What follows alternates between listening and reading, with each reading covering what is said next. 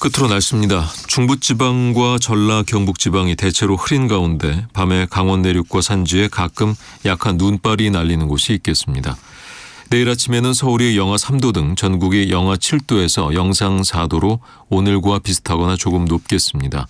내일 낮 기온은 서울이 4도 등 전국이 2도에서 12도로 오늘과 비슷하겠습니다. KBS 제1라디오 5시 뉴스를 마칩니다. 아나운서 이상협이었습니다. KBS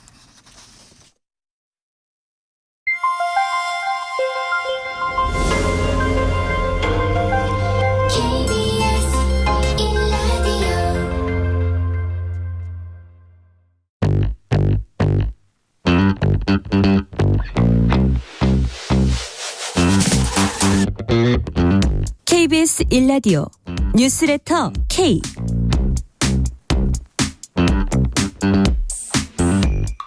안녕하십니까. 뉴스레터 K KBS 김용준 기자입니다. 어제 3명의 비명계 의원이 민주당을 탈당한 데 이어 오늘 이낙연 전 대표가 탈당을 선언하면서 제3지대 신당 창당의 속도가 붙을 것으로 전망됩니다. 여야 보좌관들은 현 상황 어떻게 평가하고 있을지 보자 하니까 코너에서 이야기 나눠보겠고요. 제3지대 빅텐트의 주춧돌이 되겠다는 포부를 밝히면서 출범한 새로운 선택의 조성주 공동대표와 함께 신당 간 연대 가능성 얼마나 되는지 살펴보겠습니다. 또 화가로 돌아온 배우 박신양 씨의 그림과 철학, 삶에 대한 고민이 담긴 책이 출간돼서 화제를 모으고 있는데요. 화가 박신양 씨의 목소리 라디오로는 처음 오늘 저희 방송에서 전해드릴 예정입니다. 궁금한 질문들 많이 남겨주시고요. 개식용을 금지하는 법안이 국회를 통과했습니다. 이 내용 지구적 참견 시점에서 자세히 조명해 보겠습니다. 2024년 첫 청취율 조사가 진행되고 있습니다. 02로 시작되는 전화가 오면 뉴스레터 K라고 대답해 주시면 감사하겠습니다. 청취율 조사 기념 이벤트도 준비했습니다. 방송 중에 사연 보내주시면 추첨을 통해서 치킨 교환권 보내드릴 테니까요. 여러분 이야기도 많이 들려주세요. 문자 샵 9730, 짧은 문자 50원, 긴 문자 100원, 어플리케이션 콩으로 보내시면 무료입니다. 유튜브 KBS 1라디오 계정 채팅으로도 이야기 나누실 수 있습니다. 뉴스레터 K 지금부터 시작합니다.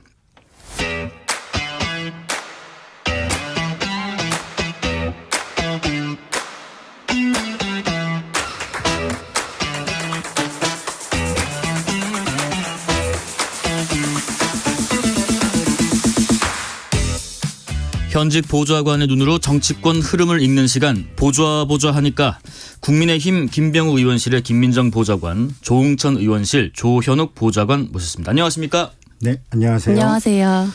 원래는 저희가 민주당 조응천 의원실의 조현욱 보좌관. 하지만 이제는 없습니다. 무소속입니다. 무소속입니다. 이 또 앞에 뭐가 붙을지 기대가 되고요. 양심 때문에 더는 못하겠다. 조응천 의원께서 민주당을 탈당했습니다. 조 보좌관님, 그 의원님께서 이 결정하기까지 최근 며칠 또 뭐 한두 주간 많은 고민을 하셨겠지요. 네.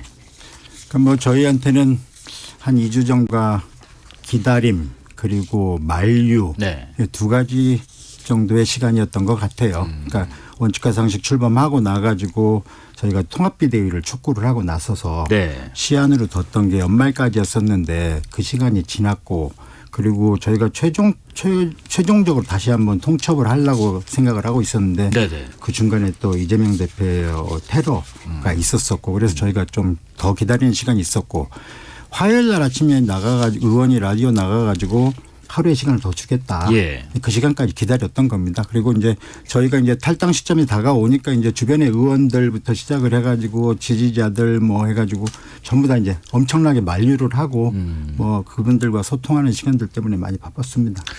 원칙과 상식에서 그 함께했던 윤영찬 의원께서는 민주당에 남기로 하셨잖아요. 그러니까 2, 3일 전부터 갑자기 흔들리기 시작했다라고 조 의원님께서 말씀을 하시던데 갑자기 흔들 계기가 뭐였을까요? 아무래도 그 만류의 시간이라고 했는데 주변에 그런 것들이 컸던 것 같아요. 네. 같이 일했던 분들이 있었고 그다음에 저희가 이제 원칙과 상식이 두 가지 얘기를 했던 건데 하나는 민주당의 혁신을 얘기했고 네. 그다음에 정치 개혁을 얘기를 했던 건데 그 두 가지 중에서 결국 윤영찬 의원은 민주당 혁신 쪽에 좀 더 방점을 찍었던 게 아닌가 그런 생각이 들어요. 그래서 네. 뭐 아쉬움 뭐 이런 거보다는 아쉬움 안타까움 아무래도 있겠죠. 근데 뭐 서운함은 없습니다. 네. 아무튼 뭐 윤영찬 의원이 선택한 것이니까요. 네. 혹시 원칙과 상식 분들의 설득보다 임종석 전 비서실장의 설득이 더 강했을까 하는 생각도 듭니다. 뭐 그런 생각도 충분히 들 수 있다고 생각이 들어요. 그러니까 뭐 윤영찬 의원이 그 SNS에 글을 올리고 난 다음에 바로 이제 임종석 전 실장이 이제 거기에 대해서 같은 비슷한 내용의 글을 올렸었고 네. 그 아무래도 같이 일했던 동료기도 하고 가까운 관계였던 걸로 알고 있습니다. 그리고 이제 만류했던 사람들 중에 주요 인사 중에 한 사람인 건 맞고요. 우리 김민정 보좌관님께서는 동료 의원분의 보좌진 입장에서 봤을 때 이번 탈당 결정 어떤 생각을 하셨습니까? 뭐 그거는 이제 각자 의원님들이 그렇게 생각을 하셔서 결정을 내려서 하는 거기 때문에 네네. 제가 뭐 그거에 대해서 이제 뭐 왈가왈부를 할 수는 없지만 사실은 이제 지켜보면서 굉장히 저 물밑에서 지금 말씀하셨지만 굉장히 복잡하고 정말 여러 가지 지난한 과정을 거쳤겠다 생각이 들었고요. 지금 이제 사실은 어저께 윤영찬 의원님 네네. 건에 대해서는 이제 뭐 만류가 있었다 했지만 또 약간 그 문자에서 드러난 그 현근택 그분의 이제 그 설화 때문에 네. 이제 그 지역구가 조금 약간 이제 조금 유리해지면서 남은 게 아니냐 뭐 이런 얘기들도 있었죠. 근데 네네. 뭐 같이 이제 그 원칙과 상식 의원님 중에서는 그거는 이제 그 보도 전에부터 고민이 있었다라고 이제 말씀하시지만 사실은 또 그 부분도 고려하지 않았다고는 저는 또 보좌진의 입장에서는 여러 가지를 다 놓고 변수를 놓고 다 고민을 하고 결정하기 때문에 그 건도 좀 작용하지 않았나 하는 그런 생각이 또 듭니다. 어떤 분들은 그러더라고요. 현근택 민주연구원 부원장의 그런 논란 이후에 뭐 그런 의견도 있지만은 그분이 아니라고 다음 타자가 윤영찬일까 하는 얘기도 있습니다. 어떤 생각이세요? 그럼요.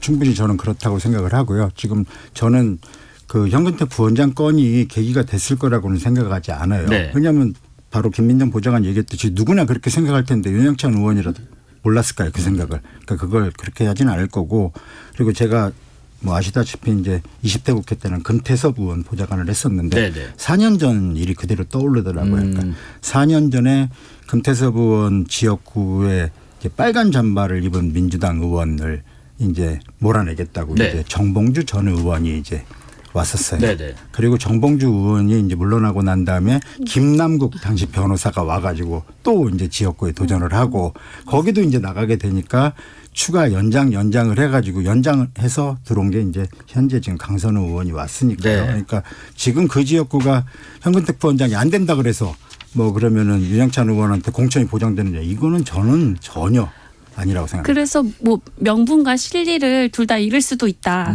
그런 이야기도 있더라고요. 네네. 윤영찬 의원께서. 지금 윤영찬 의원의 잔류 결정이 향후에 어떤 영향으로 미칠지는 한번 지켜보죠. 그 기자회견을 통해서 탈당 선언을 하셨던데 이제 절차적인 부분이 좀 남아 있나 싶습니다. 예를 들면 조홍천 의원님의 탈당계가 접수된 건지 또 접수가 되면 탈당 과정은 어떤 절차로 이루어지는 건지도 궁금하네요. 일단 어저께 이제 아침에 기자회견을 하고 네. 저 오후에 저희는 탈당계를 제출을 했습니다. 이제 법률적으로 보면은 탈당은 단독행위입니다. 네. 법률적으로 계약이 아니라 그래서 물론 상대방이 있는 단독행위라서 상대방한테 의사표시만 하면 끝나는 행위입니다. 당이 승낙을 해주거나 하는 그런 계약행위가 아니기 때문에 네. 이제 뭐 저희는 온라인으로 했습니다. 예전에 이제 팩스로 하게 되는 경우에는 그걸 받았니 안 받았니 그래가지고 문제가 많이 됐었기 그렇죠. 때문에 네. 요즘 온라인으로 하거나 예전에 이제 팩스만 할 때는 어떤 경우에 어떤 정치인들은 내용 증명으로 보내기도 했었어요. 그러니까 뭐 이게 왜 문제가 되냐면은 일반 정당 국민들 같은 경우에는 이중당적이나 삼중당적 자체도 문제가 안 됩니다. 물론 정당법에서 허용은 안 되지만 네네. 하지만 출마를 하게 되는 경우에는 이중당적자 같은 경우에는 출마를 못 하게 돼 있어요. 그렇기 때문에 이제 당정 문제를 깔끔히 정리를 해야 되는 거죠. 네, 네. 그래서 이제 조홍천 의원님께서 이제 민주당을 나가시면 보좌관님도 또 같이 일하시는 분들도 같이 떠나시게 되는 건지 아니면 뭐 다른 결정을 할 수도 있는 건지요. 어제 저희 보좌진들 다 모아놓고 제가 얘기를 했죠. 그러니까 일단 정당 활동의 문제는 저는 보좌진들 개인의 선택이라고 네. 생각을 합니다. 민주당에 남을 사람들은 당적을 유지할 사람은 유지하라 그랬고요. 네. 그러니까 뭐 저는 개인적으로 이제 탈당을 이제 할 예정이고 저는 아쉬운 점은 사실 많습니다. 그러니까 뭐 잘 아시지만 제가 민주당 보좌진 협의회장을 했던 사람인데 제가 얼마나 아끼겠습니까? 네. 그래서 근데 아무튼 저도 이제 당적을 이제 버릴 예정입니다. 이게 예. 저희 당도 최근에 허은하우님이 이제 탈당을 하셨잖아요. 그렇죠. 말씀하신 것처럼 어차피 탈당 선언 자체로서 일단은 그냥 그 당을 나갔다고 이제 보시면 되는 건데 이제 그 탈당계를 제출할 때 이제 그 처리하는 이제 그 차가 조금 있어요. 그래서 예를 들면 그 시도당에 제출하냐, 중앙당에 제출하냐에 따라서 이준석 대표 같은 경우 약간 그 논란이 있었던 게 그게 아마 뭐 서울시당에 이제 시도당에 냈기 때문에 중앙당 가는 과정에서 약간 그 시차가 있었던 것 맞아요. 같고. 허은하우님 이제 탈당한다는 이제 얘기 돌았을 때도 저도 이제 현재 이제 국민의힘 보좌진 협의 회장이다 보니까 기자분들이 이제 질문하는 게 그럼 그 방 사람들 어떻게 되는 거냐 또 이제 동료 보좌진들 사이에서는 그 방 채용 어떻게 되는지 혹시 알아볼 수 있냐 그래서 저도 이제 알아봤는데 말씀하신 것처럼 이제 보좌진 의견 존중해서 이제 뭐 의원님 따라가실 분들은 따라가고 계실 분들은 계시고 또 거기 저희 비례다 보니까 승계를 받으셨잖아요. 맞아요. 그 김은희 의원님이 이제 승계를 받으셨는데 그 의원실로 이제 승계를 고용 승계를 하신 걸로 알고 있어요. 그래서 이게 저희가 이게 무슨 탈당계 제출 이게 또 접수하는 게 또 중요한 이유가 그거 따라서 이제 사무처가 이제 의원실 빼고 또 새로 의원실 이제 들어가고 이런 작업들을 해야 되니까 이제 그런 것 때문에 중요한 거지. 아까 말씀하신 것처럼 정치적으로는 그게 큰 의미가. 예, 탈당계 제출하는 거고 접수하는 것 때문에 뭐 그런 논란은 별로 이렇게 중요하지 않는 것 같아요. 예. 그 뉴스거리 하나 좀 요청드리겠습니다. 그러면 이제 원칙과 상식, 네. 조응천 의원님 행보, 가깝게는 내일 뭐 다가온 계획들, 발표할 거리들, 혹시 함께할 뭐 당명 등등 네. 궁금합니다. 뭐 제가 원칙과 상식 대변인이 아니라서 거의 극격이세요 지금. 네. 근데 아무튼 어저께 탈당 선언을 했고 네. 오늘 이제 그 이낙연 대표 탈당이 있었고 그럼 내일은 원칙과 상식의 시간이어야 될 것 같아요. 그래서 내일 원칙과 상식이 신당과 관련된 로드맵을 발표를 할 겁니다. 네네. 그러니까 중요한 것은 이제 뭐 로드맵이라고 하면은 어떤 사람들이 처음에 다 같이 할 것인지 그다음에 창당 대회 혹은 창당 준비위원회는 언제 꾸릴 것인지 이런 것들에 대한 기본적인 로드맵 발표를 할 거고요. 네. 중요한 거는 저희가 이제 새로운 민주당을 만들겠다 이러는 게 아니니까 정치 개혁을 하겠다, 정치 대연합을 만들겠다, 뭐 이런 제3지대 빅텐트를 만들겠다라는 얘기를 해왔기 때문에 예. 내일 발표될 내용들 혹은 내일 같이 발표하는데 함께할 사람들은 빅텐트로 가기 위한 스몰 텐트 정도는 내일 좀 보여주게 될 것 같아요. 예, 그러니까 기존의 민주당이 아닌들 그리고 현재 지금 신당을 추진해왔던 뭐 이준석 그 대표 쪽 그다음에 이제 금태섭 의원의 새로운 선택이나 양양자원의 한국의 희망조차도 이제 저희가 계속 네. 만나가지고 저희가 이제 함께할 수 있는 길 찾아볼 생각입니다. 어쨌든 이렇게 뭐 물론 무조건적인 이합 집산은 안 되겠습니다만은 최종적으로 총선판에 갔을 때 이제 투표소에 들어간 유권자 입장에서 봤을 때는 3번에 이 가치를 같이 하는 분들이 최대한 많이 모여야 한다라는 게 목표이실까요? 네, 맞습니다. 그러니까 기호 3번으로 총선을 임하는 게 목표입니다. 그러니까 원칙과 상식뿐만이 아니라 저희는 뭐 그 이름 당연히 버릴 수 있는 거고 지금 뭐 버릴 준비 다 돼 있습니다. 네. 아마 당명도 원칙과 상식으로 가지는 않을 거고요. 예. 같이 할 수 있는 사람들과 다 같이 해가지고 두 가지겠죠. 그러니까 하나는 물론 지금 저희는 이제 민주당 내에서 나온 사람들이기 때문에 민주당의 문제를 얘기하면서 나왔지만 네. 지금 앞으로 얘기할 거는 민주당 얘기는 아닙니다.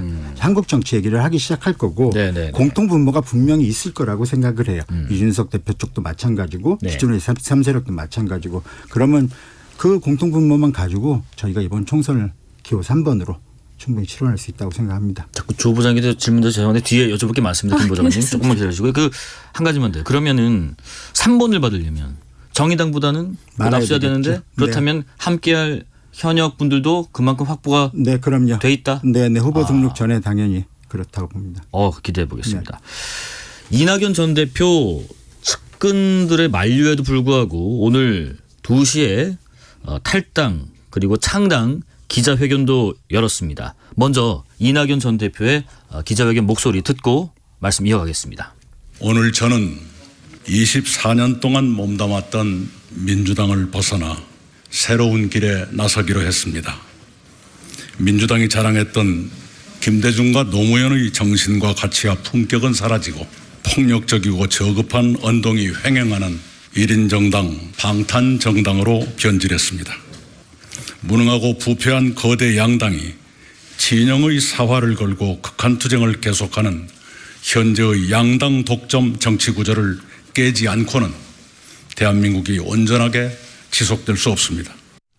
그 말씀도 하셨더라고요. 김 보좌관님. 후목 불가조, 썩은 나무로는 조각을 할 수 없다 하면서 이미 민주당은 폭력적이고 저급한 언동이 횡행하는 1인 방탕 정당으로 변질됐다 하면서 또 다당제, 분권형 대통령제 이 도입하는 화두도 다시 한번 던지기도 했고요. 어떤 생각이 드셨나요? 그 오늘 이낙연 전 대표 기자회견문 보신 분은 느꼈겠지만 보자마자 꽤 길다. 길었거든요, 굉장히. 이게 이제 스크롤을 한 5번 정도 한 것 같아요. 네. 이렇게. 네. 어제 원칙과 상식에서 발표했던 것보다 조금 더 길었던 것 같아요. 그래서 어제 이제 원칙과 상식이 이제 탈당의 변을 이제 기자회견문을 발표하셨잖아요. 네. 약간 차별화 명분은 비슷하나 조금 더 이제 탈당의 변만 있는 게 아니라 그것보다 조금 뭐 대통령제 얘기도 나오고 막 그랬잖아요. 조금 더 그랜드한 대한민국이 갈 길 정책 방향 같은 것도 말씀하신 것 같은데. 네. 이게 최근 제가 아까 뭐 언론을 좀 보다 보니까 박지원 전 국정원장이 이런 얘기했더라고요. 뭐 이준석이 JP는 될 수 있어도 이낙연은 DJ가 될 수 없다. 그러니까 대권 주자 될 수 없다니 막 이런 식으로 좀 자극을 하시더라고요. 그래서 이게 좀 그런 것도 있고 그런 이제 어제 앞서서 원칙과 상식도 조금 발표한 내용이 있고 하니 뭔가 대권 주자로서의 이미지 부각하고 또 이제 원칙과 상식과 이낙연 신당 간의 어떤 기싸움 예.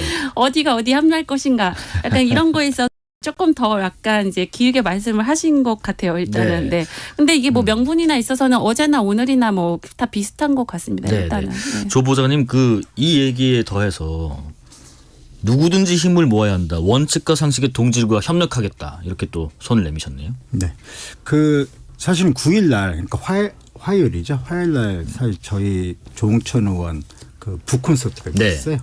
그날 양양자 의원 북콘서트도 있었는데 동시에 오전 10시에 사실 그날 잡았던 이유는 다른 게 아니라 본회의가 오후에 있어가지고 네네. 나름 의원들이 좀 많이 올 수 있게 하려고 잡았는데 마침 그래가지고 그날 의원회 간 소회의실 1, 2소회의실이었는데 제3지대 맛집이 돼버린 거예요.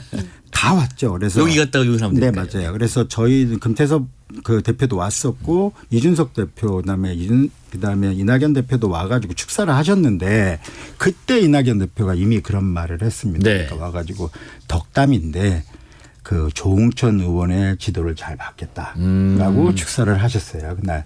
그래서 뭐 그게 덕담이긴 한데 지금 무슨 얘기냐면은 이낙연 대표 입장에서는 그러니까 그동안 좀 빨리 달려갔죠. 신당 하겠다고. 네네. 굉장히 일찍 선언하고 빨리 달려갔었는데 지금은 좀 천천히 가면서 다른 세력들과 좀 손을 좀 맞춰보겠다. 본인 걸 좀 내려놓겠다. 그렇게만 읽혔습니다. 네네. 그런데 오늘 민주당 의원분들 129분께서 이낙연 전 대표의 탈당을 만류하는 공동 서명을 발표하기도 했습니다. 명분이 없는 창당이라는 비판도 했고요. 이렇게 좀 어떻게 보면 지지를 뭐 당연할 수도 있겠지만 못 받는 상황에서 시작하는데 이번 총선에서 이낙연 전 대표의 무엇 그래서 어디하고 또 합칠지 모르기 때문에 큰 바람을 일으킬 수 있을까요? 김민정 보좌관님. 일단 저도 아까 이어서 하면은 저 네. 어제 출근하는데 무슨 제가 직원들한테 무슨 그 북콘서트 하셨을 때요.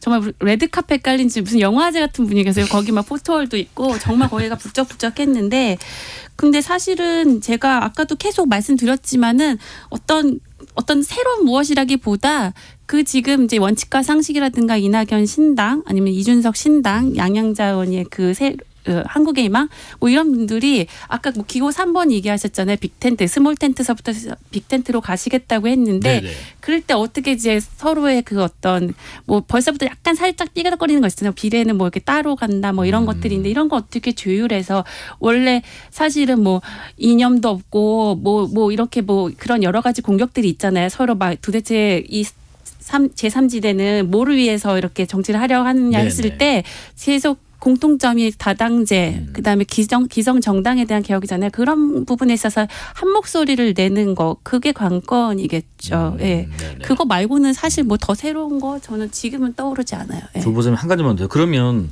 어쨌든 아까 그 3번이 목표라고 하셨기 때문에 합치려면 다 같이 당을 각각이 다 창당해 놓고 뭐 정강 정책이 맞는지 안 맞는지 이렇게 부대끼고 뭐 제도가 어떠니 이러면 너무 또 복잡한데 그럼 가장 아름다운 물리적 화합적 결합의 모양새는 뭐가 되면 좋을까요? 그러니까 뭐 창당을 다 한 다음에 합당을 하는 방법도 있고 아니면 창준이 단계에서 새로 당을 만들어 가지고 신설합당을 하는 방법도 있습니다. 그러니까 뭐 그건 기술적인 문제고 네. 다만 이제 뭐 정강 정책이나 이념 이런 얘기를 하는데 사실은 저는 그거는 두 번째 이슈라고 그렇습니까? 생각을 해요. 그러니까 지금 예를 들면 민주당도 마찬가지고 국민의힘도 지금 정강 정책이 있지만 아마 국민의힘 의원들 자기 당 정강 정책 모를걸요. 아마 민주당도 마찬가지입니다. 그러니까 보수가 부족하거나 진보가 부족해가지고 지금 이 현재 양당제 문제가 생긴 문제가 아니에요. 네네. 민주주의라는 규칙을 안 지켜요. 모든 당들이. 저희는 그런 생각을 해요. 난 3당을 만들면은 제대로 삐걱거림을 한번 보여주겠다. 왜 안 삐걱거리려고 그래요? 왜? 당대표가 혼자서 마음대로 하고 그다음에 수직적 당정 관계에서 위에서 꽂아내리고 이러는 거 없어져야죠. 한번 삐그덕거리기도 하고 치고받기도 하고 그러면서 그 과정에서 나온 것들에서 수용하고 이런 게 민주정당 아니겠습니까? 삼지대는 그런 정당이 될 거예요. 네네. 뭐 하나의 가치 아래 다 동의하지 동의하는 사람 나가 이런 개념이 아니다. 맞습니다. 당론 채택하고 그다음에 거기 동의 안 하면 징계하고 그다음에 공천 안 주고 이런 건 아니죠. 그러니까 저도 그 부분에 그 말씀을 드린 거예요. 그러니까 어떤 이념이나 정강 정책에 있어서 이견 때문에 삐그덕거리는 게 아니라 그거는 사실은 중요하지 않고 아까 말씀하셨지만 저희 당 정강 정책도 보면 굉장히 스펙트럼 넓거든요. 네. 기본소득 얘기도 있고 비슷해 민주당이랑.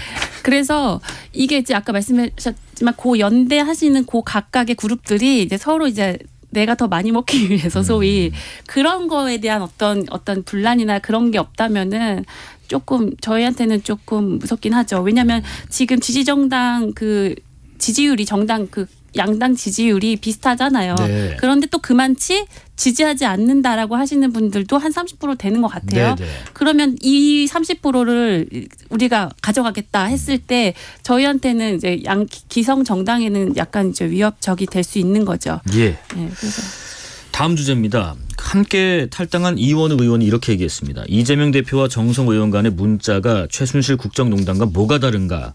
현근택 민주연구원 부원장의 징계 수위를 이재명 대표가 정성 의원과 논의한 건 보좌진 분들 입장에서 어떻게 생각하실지 궁금합니다. 그럴 수 있는 건가요? 아니면 당의 엄연히 조직과 당직이 있는데 또 임무도 있고 맞지 않다라고 생각하시나요? 조 보좌관님. 저는 뭐 정치뿐만이 아니라 모든 조직이 그렇다고 생각을 하는데요. 권한과 책임은 일치돼야 됩니다. 예. 근데 책임지지 않는 권한만 갖고 있으면 안 되거든요. 그래서 그 권한과 책임이 일치되지 않으면 무슨 문제가 생기냐면 공조직이 무너집니다. 그러니까 징계 문제를 논할 때도 그거는 권한 있는 사람이 논해야 돼요. 저 거기까지만 말씀을 드릴게요. 국정농단까지 갈 필요는 없는데 네. 지금 아주 작은 데서도 그런 것들이 무너지는 거예요. 네. 김 보좌관님 의견은요? 저는 저희 코너의 그 이름답게 보좌진 시선에서 일단 말씀드리면 예. 왜 보호 필름을 붙이지 않는 것인가 안타까운 것이 왜냐하면 이제는 그게 굉장히 노출이 되는 게 되게 많았잖아요. 대포 카메라로 이렇게 네. 따르면 다 보이잖아요. 최근에는 더 이게 더 카메라 성능이 좋아졌고요. 네. 게다가 이제 언론의 집중적인 스포트라이트를 받으시는 주요 인사들께서 특히 보호 필름 붙이지 않는 게 왜 이유가 있을까? 의원님은 붙이셨어요? 저 의원님 붙이셨어요. 근데 이제 어저께 제가 어떤 이제 타 매체 기자님이 뭐 직접 정성호 의원님을 취재했다는 얘기를 이제 들었는데 뭐 노출 의도는 없었다라고 말씀을 하셨다는데 그냥 보좌진의 촉으로 보자면 사실 그 어제 문자 공개는 정성호 의원님 입장에서는 실의될 게 없었다고 봐요. 왜냐하면 전 다 문자 내용을 보시지만 저 그 텍스트 문자 자체를 보면 정성호 의원님 말투보다 그 이재명 대표 말투가 좀 더 공손하더라고요. 그래서 딱 보면 누가 조언을 하고 누가 조언을 받는 약간 멘티 느낌이 너무 딱 드러나서 그 내용에 있어서도 이게 뭐 현근택 그분을 뭐 징계하지 말자 뭐 이런 게 아니라 이걸 해야 되지 않냐 뭐 이런 내용이었기 때문에 뭐 약간 그런 이제 논란 뭐 책임과 권한 얘기도 있고 뭐 국정농단이나 이런 얘기도 하겠지만 이제 그건 차치하고 약간 이 노출 자체는 정성호 의원님에게는 득이다. 약간 본인의 파워를 드러냈다. 그래서 일부러 노출한 게 아니라고 하시지만 사실 잘 모르겠어요. 그 의도를. 근데 사실 이게 이제 어떤 또 정치적인 수단의 하나가 된 것 같기는 해요. 국회는 뭐 곳곳에 그 우리 뭐 취재 기자, 방송 기자뿐만 아니라 사진 기자분들도 계시고 하니까 그런 부분에 노출되는 경우가 왕왕 있죠. 그럴 때마다 여러 가지 해석이 나오곤 했습니다. 보호 필름 꼭 붙이자는 또 당부를 해주셨습니다. 뭐 지금 당을 나오셨지만은 그래도 이 얘기를 한번 해볼게요. 민주당은 지금 뭐 탈당하는 분도 탈당할 분도 당내에서 이대로는 안 된다는 분도 계속 자기 목소리를 내고 있는데 4분 오열하는 것 같고요. 이재명 대표가 이런 혼란을 좀 잠재울 수 있을까요? 그러니까 결국에 이제 혼란을 잠재우려면은 그러니까 책임을 지고 희생을 해야 됩니다.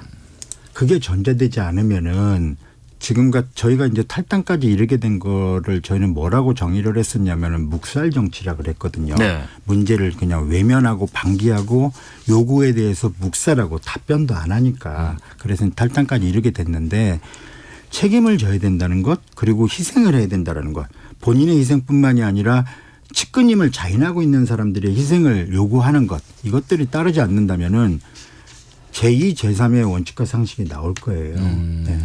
지금은 시작일 수 있다. 네, 그렇다고 봅니다. 국민의힘으로 가보겠습니다.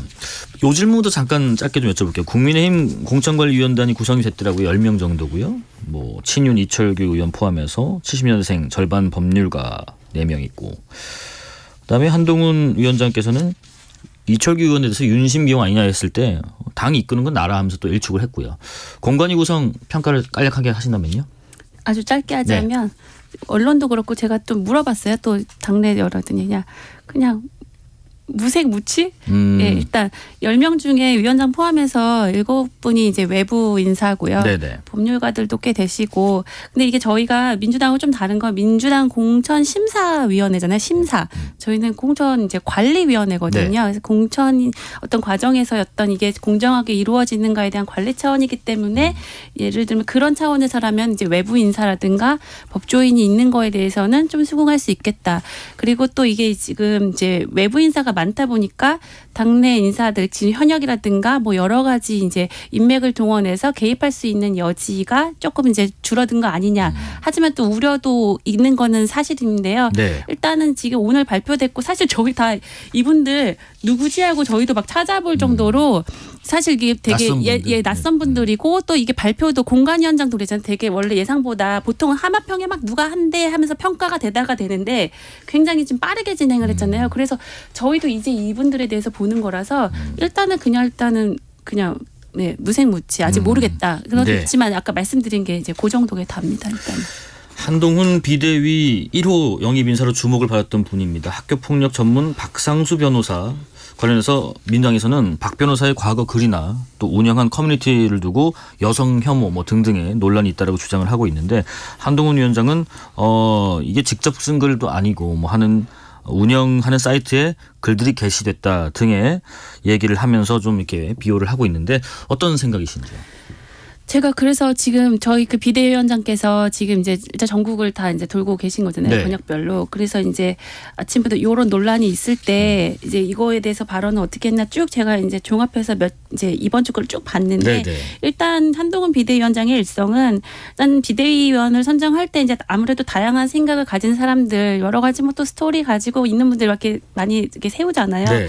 그러다 보니까 이제 비대위원 개인이 이제 이전에 했던 생각 뭐 하나하나를 다 알 수가 없고 또 설사 이제 그것이 이제 드러난 경우에 그것에 대해서 당이나 또는 이제 비대위원장 개인이 거기에 일일이 다 동의하는 것은 아니다. 이건 분명히 이제 밝혔어요. 그래서 특히 이제 김구 선생에 대한 이제 SNS 글 올리신 그 박은식 비대위원 거기에 대해서도 공감하지 않는다. 네. 이렇게 밝혔고 사실 이거 지금 이제 윤주경 의원님이 어저께 그 윤봉길 의사 손녀시잖아요. 네. 저희 당 지금 현재 비례대표 1번이신데 그 윤주경 의원실 제가 그 출신이긴 한데 제가 저 발언 보도되자마자 의원님 마음이 어떠실까 좀 그게 당장 떠오르긴 하더라고요.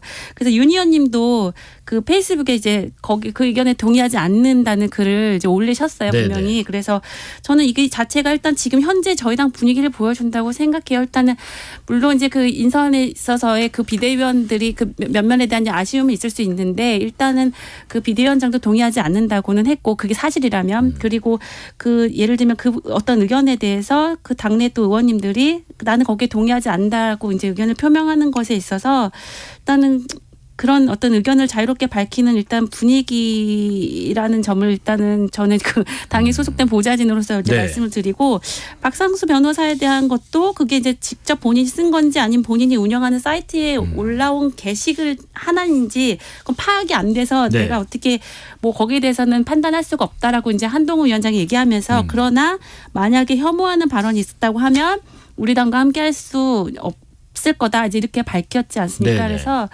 근데 사실은 이제 저는 여성 보좌진이기도 하기 때문에 사실 이제 뭐 그런 여성 혐오라든가 특히 이제 뭐 현근택 그분이 부위원장인가요? 그분이 민주당 네. 그분의 어떤 그런 최근에 그런 어떤 여성에 대한 어떤 그런 발언 성적인 발언에 대해서는 굉장히 사실은 분노를 느끼긴 해요. 왜냐하면 여기 있다 보면은 어떤 같은 동등한 입장에서 여성과 남성이 일하는 것에 대해서 특히 여성의 능력에 대해서 굉장히 어떤 다른 시선으로 뭐가 있지 않나 이렇게 보는 것들이 꽤 정치권뿐만 아니고 이렇게 퍼져 있기 때문에 그게 이렇게 그냥 불시에 나오는 거거든요. 그래서 네네. 그런 부분에 대해서는 그게 어떤 사실이 어디든 사실인 게 밝혀지면 그거에 대해서는 좀 책임을 져야죠. 네. 조 보좌님 지금 뭐 우리 변호사분도 말씀 나왔고 박은식 비대위원도 얘기 나왔고 또 과거에 민경우 전 비대위원까지도 좀 생각해 보면 비대위원을 이제 뽑는 과정에서도 이걸 좀 걸러지는 장치가 좀 부족한 거 아닌가라는 일부 지적도 있습니다. 그럼요. 당연히 검증을 해야죠. 그러니까 뭐 똑같이 더군다나 한동훈 위원장은 전직 법무부 장관 아닙니까? 네. 그 법무부에서 뭘 했습니까?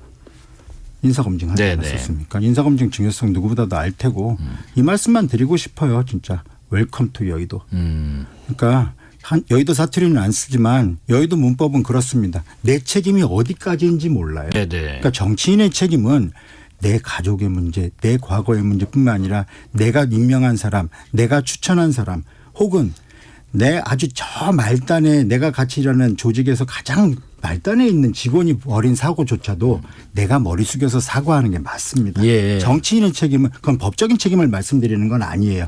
그게 도의적인 책임이고 정무적인 책임이에요. 국민들이 원하는 건 그거거든요. 네. 그런데 정치인들은 사과하는데 너무 인색해요. 사과를 하면은 마치 자기 잘못을 인정해가지고 자기 반대파들한테 무릎을 꿇는 것 같다는 생각을 하고 있는데 저는 그렇게 생각합니다. 사과해야 될 일입니다. 이거는.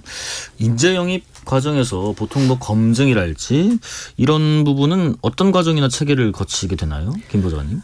글쎄 뭐 제가 그 인재영입위원회라든가 거기에 직접적으로 제가 거기 어떤 이제 뭐 저희 의원님이 위원으로서 하면서 거기서 이렇게 보고 그런 건 없었기 때문에 네. 제가 명확하게 알 수는 없지만 이제 보통 인재 영입할 때 보통 지난번에 우리가 첫 방송할 땐가 얘기를 했지만 뭔가 이렇게 좀 이렇게 어떤 스토리를 가지고 자기 분야에서 성공하신 분들 그러나 비정치권 인사들 주로 많이 이렇게 모시잖아요. 그리고 특히 드라마틱한 스토리가 있는 분들 그리고 아니면 굉장히 선명하게 자기 의견을 이렇게 표현하시는 분들이 이제 주로 이제 영입이 되는데 그러다 네. 보니까 사실 이런 설화가 있는 거예요. 어디든 어느 당이든 그런 분들이 자기 의견을 굉장히 적극적이고 선명하게 밝히는 과정에서 좀 과격하고 뭐 혐오성 발언을 할 수도 있는 것들이 이제 나중에 드러나게 되는데 저는 사실은 이제 조 보좌관님도 마찬가지시겠지만 저희가 이제 물갈이도 좋고 여기 정치 개혁하는 것도 되게 좋은데 사실은 이제 우물이 안에 썩은 우물을 거기 물을 가르려면은 사실은 이제 우물을 또 닦는 사람도 필요해요. 그럼 어디가 더럽고 뭐가 문제고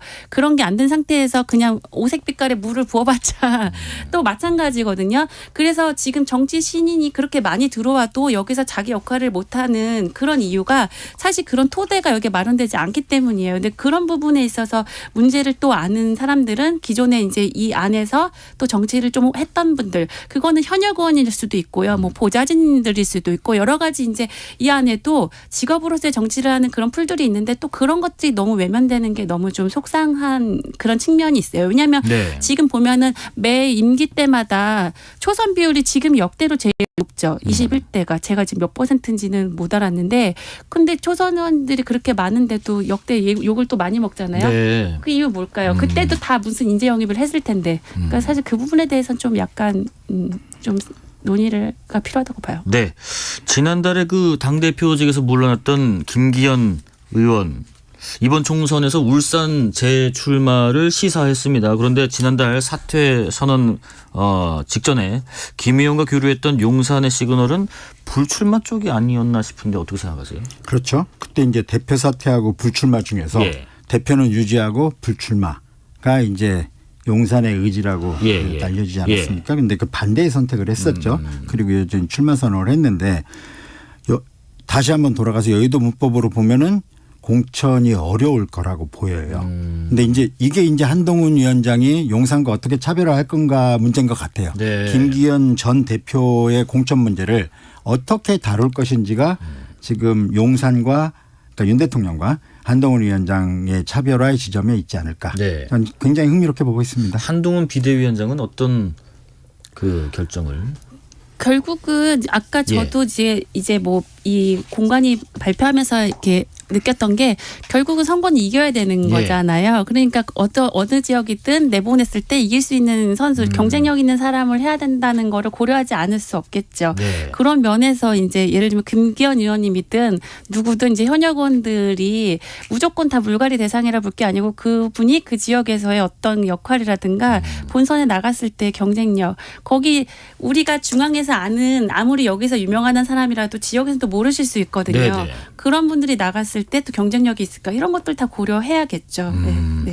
3660님 5시 5분 뉴스레터 K 기다리고 있었습니다. 특히 보좌 하니까 코너가 너무 신선하고 보좌관님들의 뒷얘기가 재밌습니다. 응원합니다. 오늘 강력한 치킨 쿠폰 당첨자이신 것 같습니다. 감사합니다. 보좌 하니까 여기까지 하겠습니다. 조홍천 의원실 조현우 보좌관, 국민의힘 김병욱 의원실 김민정 보좌관과 함께했습니다. 고맙습니다. 네. 감사합니다. 실시간 교통정보 알아보겠습니다. 교통정보센터 유하영 씨 나와주세요. 네, 이 시각 교통정보입니다. 주 후반인 만큼 퇴근길 정체가 빠르게 늘었습니다. 서울 시내에서는 강변북로 일산방향 성수대교에서 가양대교까지 막히고요. 1시간 10분 정도 걸리겠습니다.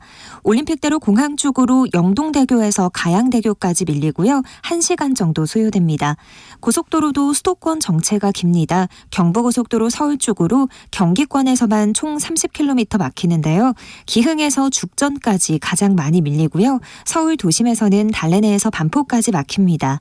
중앙고속도로 부산 쪽으로 대감 분기점에서 삼락까지 속도 떨어지고요. 서해안고속도로 서울 쪽으로 발안에서 화성휴게소까지 밀리고 더 가서 비봉에서 팔곡터널까지와 광명역에서 금천까지 속도 떨어집니다.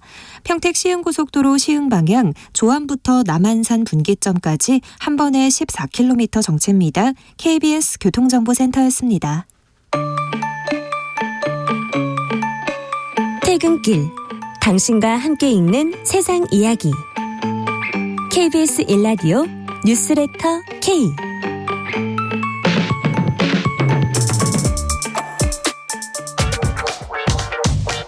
뉴스의 진수를 보여주는 인터뷰 뉴 진수.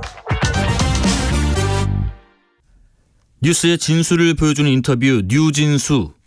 맞는 캐릭터마다 특유의 새로운 숨결을 불어넣어서 소생시키는 배우라는 하고 싶은 이야기와 해야 하는 이야기 사이에서 균형을 찾던 그가 스스로의 이야기를 오롯이 홀로 펼쳐내는 화가로 돌아왔습니다. 제4의 벽이라는 책과 개인전으로 대중들을 만나고 있는 배우이자 화가 박신양 씨와 전화로 이야기 나눠봅니다. 안녕하세요. 네, 안녕하세요. 박신양입니다. 반갑습니다. 예, 새해 복 많이 받으시고요. 새해 복 많이 받으세요. 감사합니다. 지금 혹시 그 평택이신가요? 개인전에 계신 건가요? 네, 맞습니다. 평택의 아트센터라는 미술관에 있습니다. 네.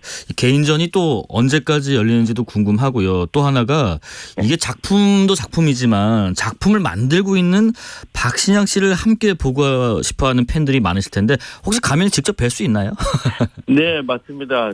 전시 기간 동안 내내 여기서 작업을 하게 되는데요. 네. 4월 30일까지 전시가 열리면서 여기서 동시에 작업을 하고 있습니다. 아, 4월 30일까지요? 예, 맞습니다. 0830님께서요.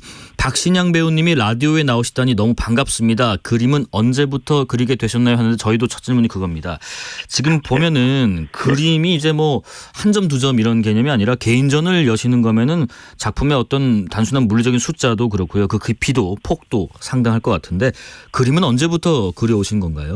네, 10여 년 전서부터 그림을 그려왔고 네. 지금 약 한 200점 중에서 여기에 130점이 넘게 와 있고요. 네. 그다음에 100점 이상이 전시되고 있습니다. 여기 상당히 큰 규모의 전시장인데 네. 여기 모두를 채우고 있습니다. 아, 지금. 꽉 채우셨군요. 네. 다양한 캐릭터에서 그동안 그 특유의 숨결을 불어넣는 배우로 큰 사랑을 받아오셨는데 그림을 그리시게 된 이유 또 책을 제가 보니까요. 너무 그리워서였다라고도 써있던데 왜 또 무엇이 그리워서 그림을 그리시게 된지도 궁금합니다. 네. 처음에는 러시아에서 공부했을 때 네. 친구가 그리웠습니다.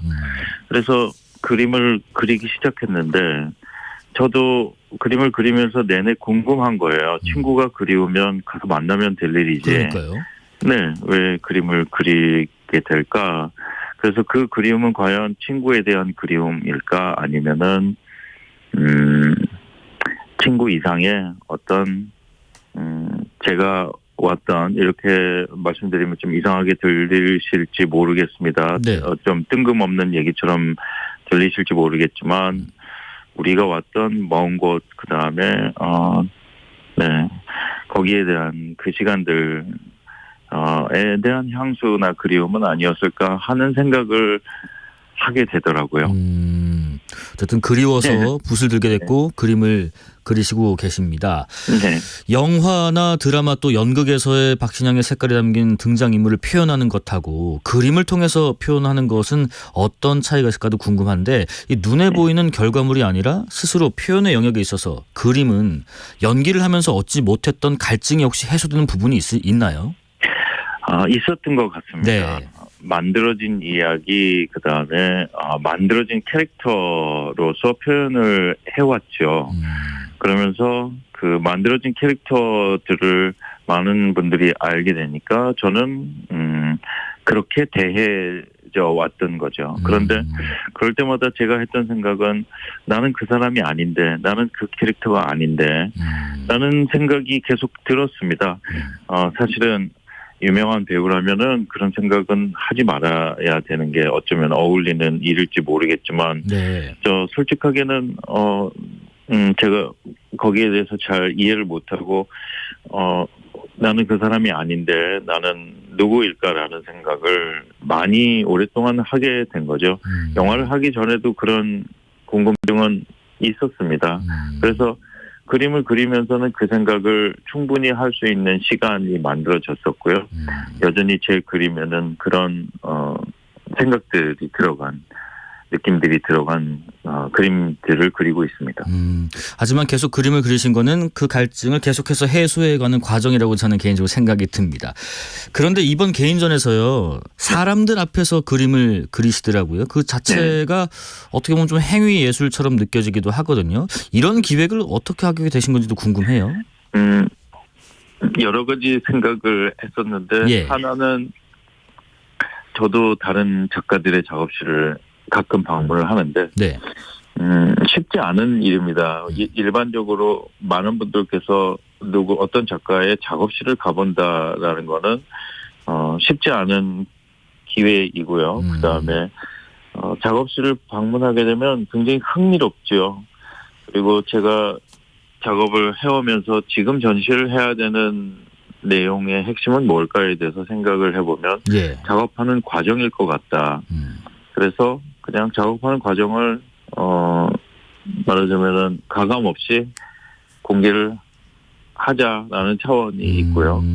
또 하나는 제사의 벽이라는 제목인데요. 네. 제목과 책 제목인데 그건 우리가 연극을 볼 때 어떤 벽을 안 보이는 벽을 통해서 무대를 보지 않습니까? 그렇습니다. 그럼 거기서 이제 어떤 상상이 시작되는 관문이고 지점인데 한 200년 전서부터 생겨난 개념인데 우리가 보는 모든 영화나 연극이나 드라마 모든 극화된 방식에는 모두 이 원리가 적용이 되는 겁니다. 그런데 그 지점에 대해서 특별히 얘기를 하는 사람들이 별로 없죠. 왜냐하면 좀 복잡하고 형이상학적인 개념이기 때문에 네네. 좀 어려운 개념이기 때문에 그런데 거기서 현실을 넘어선 상상이 시작되는 지점이기 때문에 우리가 왜 상상을 할까? 그다음에 우리의 상상에는 잘된 거 잘못된 거 또는 오류라든가 습관적인 것들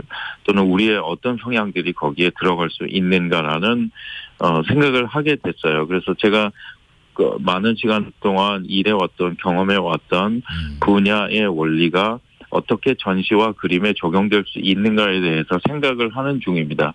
그래서 제가 잘 지켜봤더니 네.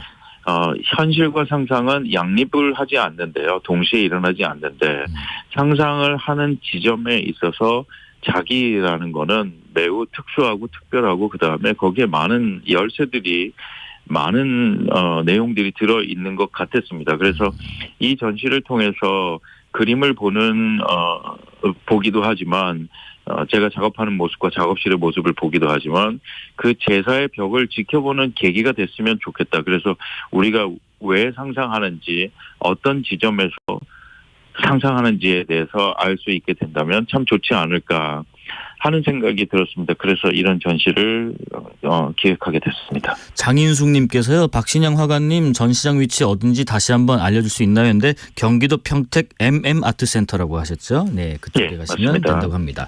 오늘은 혹시 어떤 그림을 그리셨는지 궁금해요. 또 요즘에는 어떤 감정과 고민으로 맞닿아 계신지도 궁금하고요.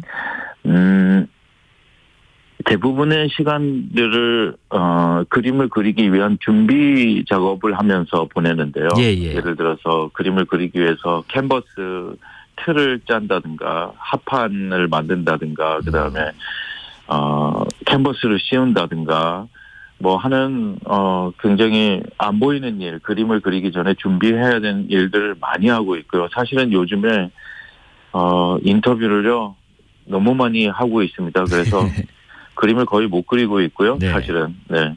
이제부터는 그리려고 하고 여전히 제가 지금까지 해왔던 생각들을 연장시켜서 어떤 그림을 그려야 될까에 대해서 많은 생각을 하고 있고 제가 그렸던 그림들을 많은 분들이 또 봐주시고 반응을 하기 때문에 그것도 재미있고요.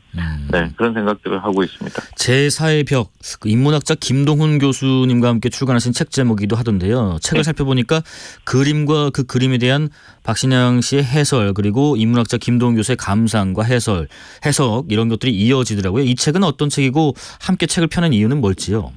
네. 제가 그림을 그리면서 끄적였던 메모, 작가 노트라고 하는데요.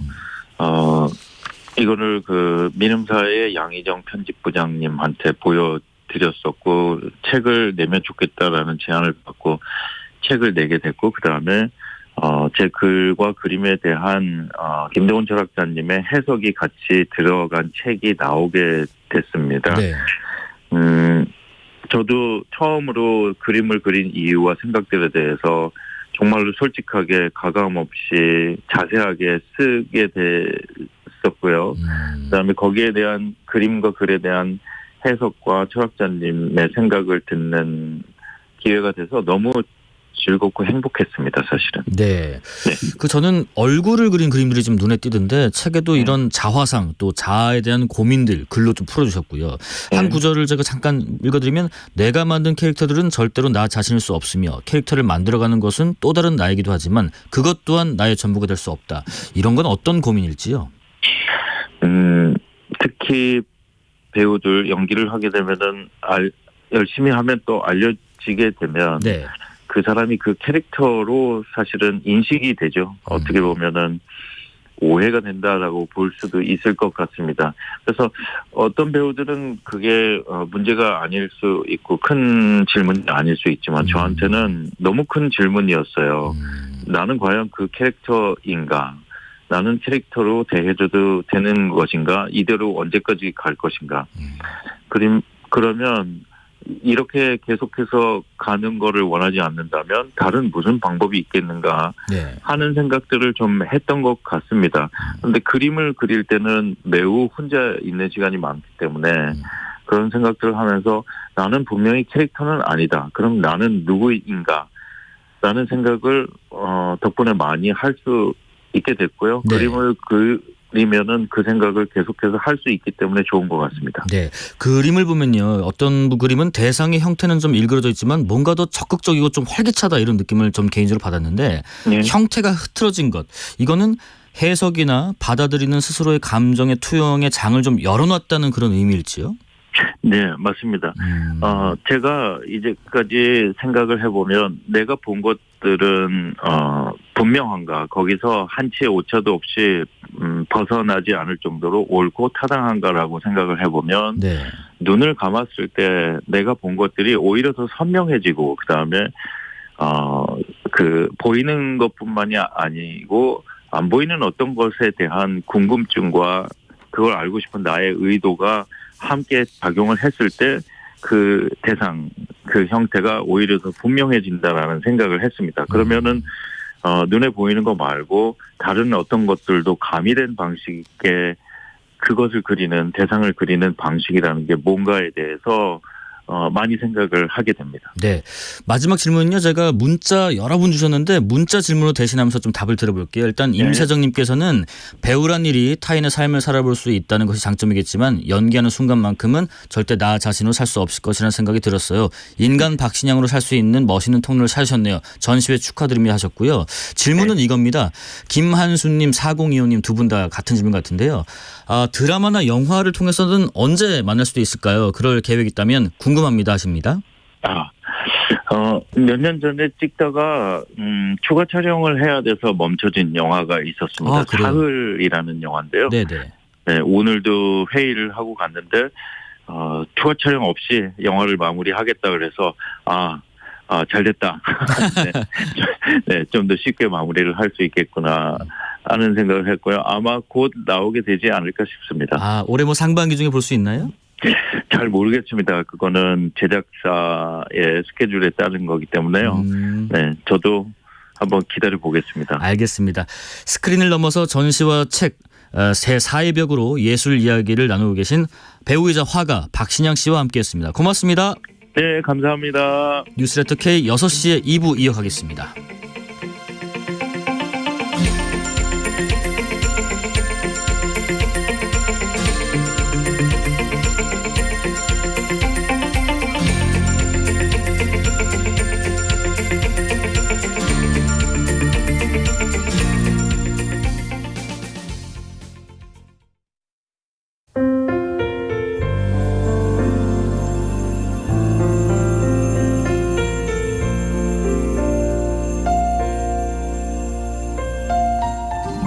KBS 라디오 연중기획 희망충전 대한민국 568번째 이야기. 안녕하세요. 아나운서 이현주입니다. 9살 성호는 희귀 난치병인 듀센 근위 영양증을 앓고 있습니다. 자랄수록 근육이 점점 마비되는 병인데요. 여기에 지적장애와 ADHD까지 동반돼 몇 배의 치료가 필요한 성호. 하지만 최근 들어 병의 진행 속도가 빨라졌다는 진단에 성호 부모님의 걱정은 더 깊어졌습니다. 주기적으로 받아온 재활치료의 지원마저 이제 곧 중단될 예정인데요. 좋지 않은 상황에 경제적, 정신적으로 도움이 절실한 성훈의 가족. 고통 속에서도 희망의 걸음을 연습하는 성호를 위해 여러분이 용기와 힘을 전해주세요.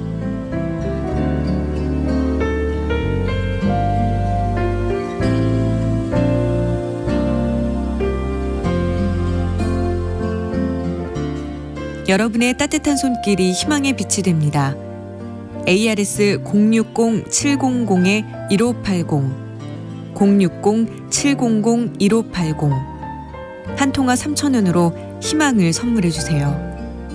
KBS 라디오 연중기획 희망충전 대한민국은 초록우산 어린이재단, 인탑스 주식회사 그리고 청취자 여러분과 함께합니다. ARS 060-700-1580 한 통화 3,000원입니다.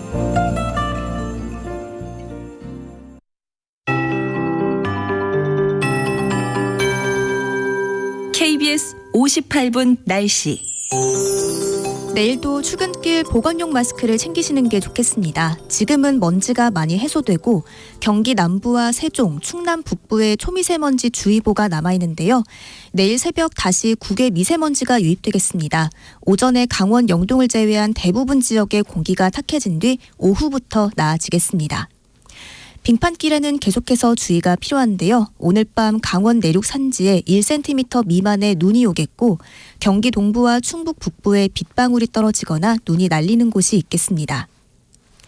추위는 오늘과 비슷하겠습니다. 내일 아침 기온 서울이 영하 3도, 춘천 영하 5도, 대전 영하 2도, 광주 포항 2도 안팎으로 오늘과 비슷하거나 조금 높겠고요. 한낮에 서울이 3도, 대전 6도, 강릉 8도, 광주 9도, 부산이 11도 안팎까지 오르겠습니다. 한편 강원 북부 동해안과 산지, 울릉도 독도엔 강풍주의보가 내려져 주의가 필요합니다. 그 밖에 동해안과 경북 북동 산지에도 바람이 강하게 불겠고요. 오늘 밤부터 동해 먼바다의 물결이 4m까지 높아지며 풍랑특보가 내려질 가능성이 있습니다. 다가오는 일요일엔 중부지방과 전라권에 비나 눈이 내릴 전망입니다. 지금 서울의 기온은 4.3도입니다. 박대우입니다.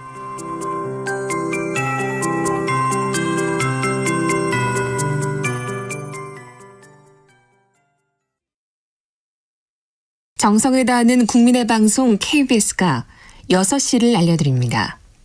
AM 711kHz, FM 97.3MHz, KBS 1라디오입니다.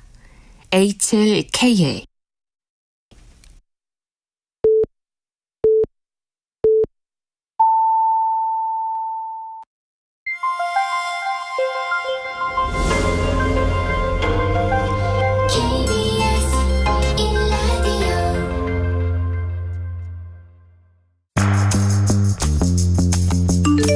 여러분은 지금 퇴근길 시사편지 한 장 KBS 1라디오 뉴스레터 K를 듣고 계십니다.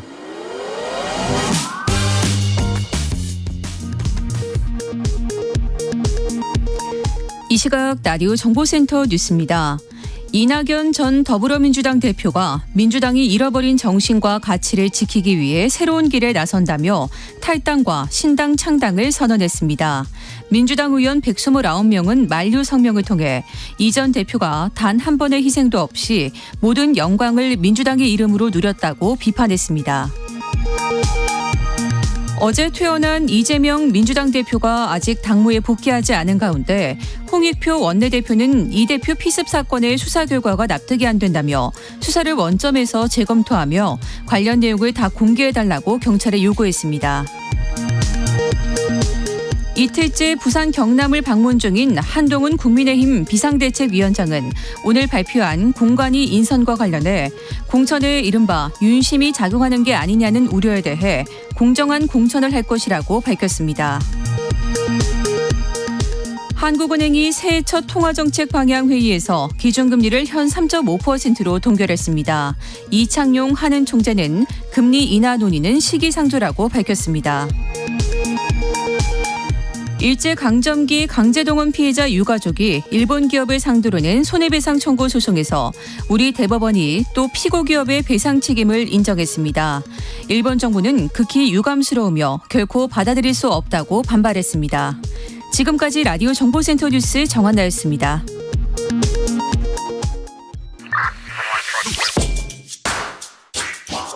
뉴스의 진수를 보여주는 인터뷰 뉴진수.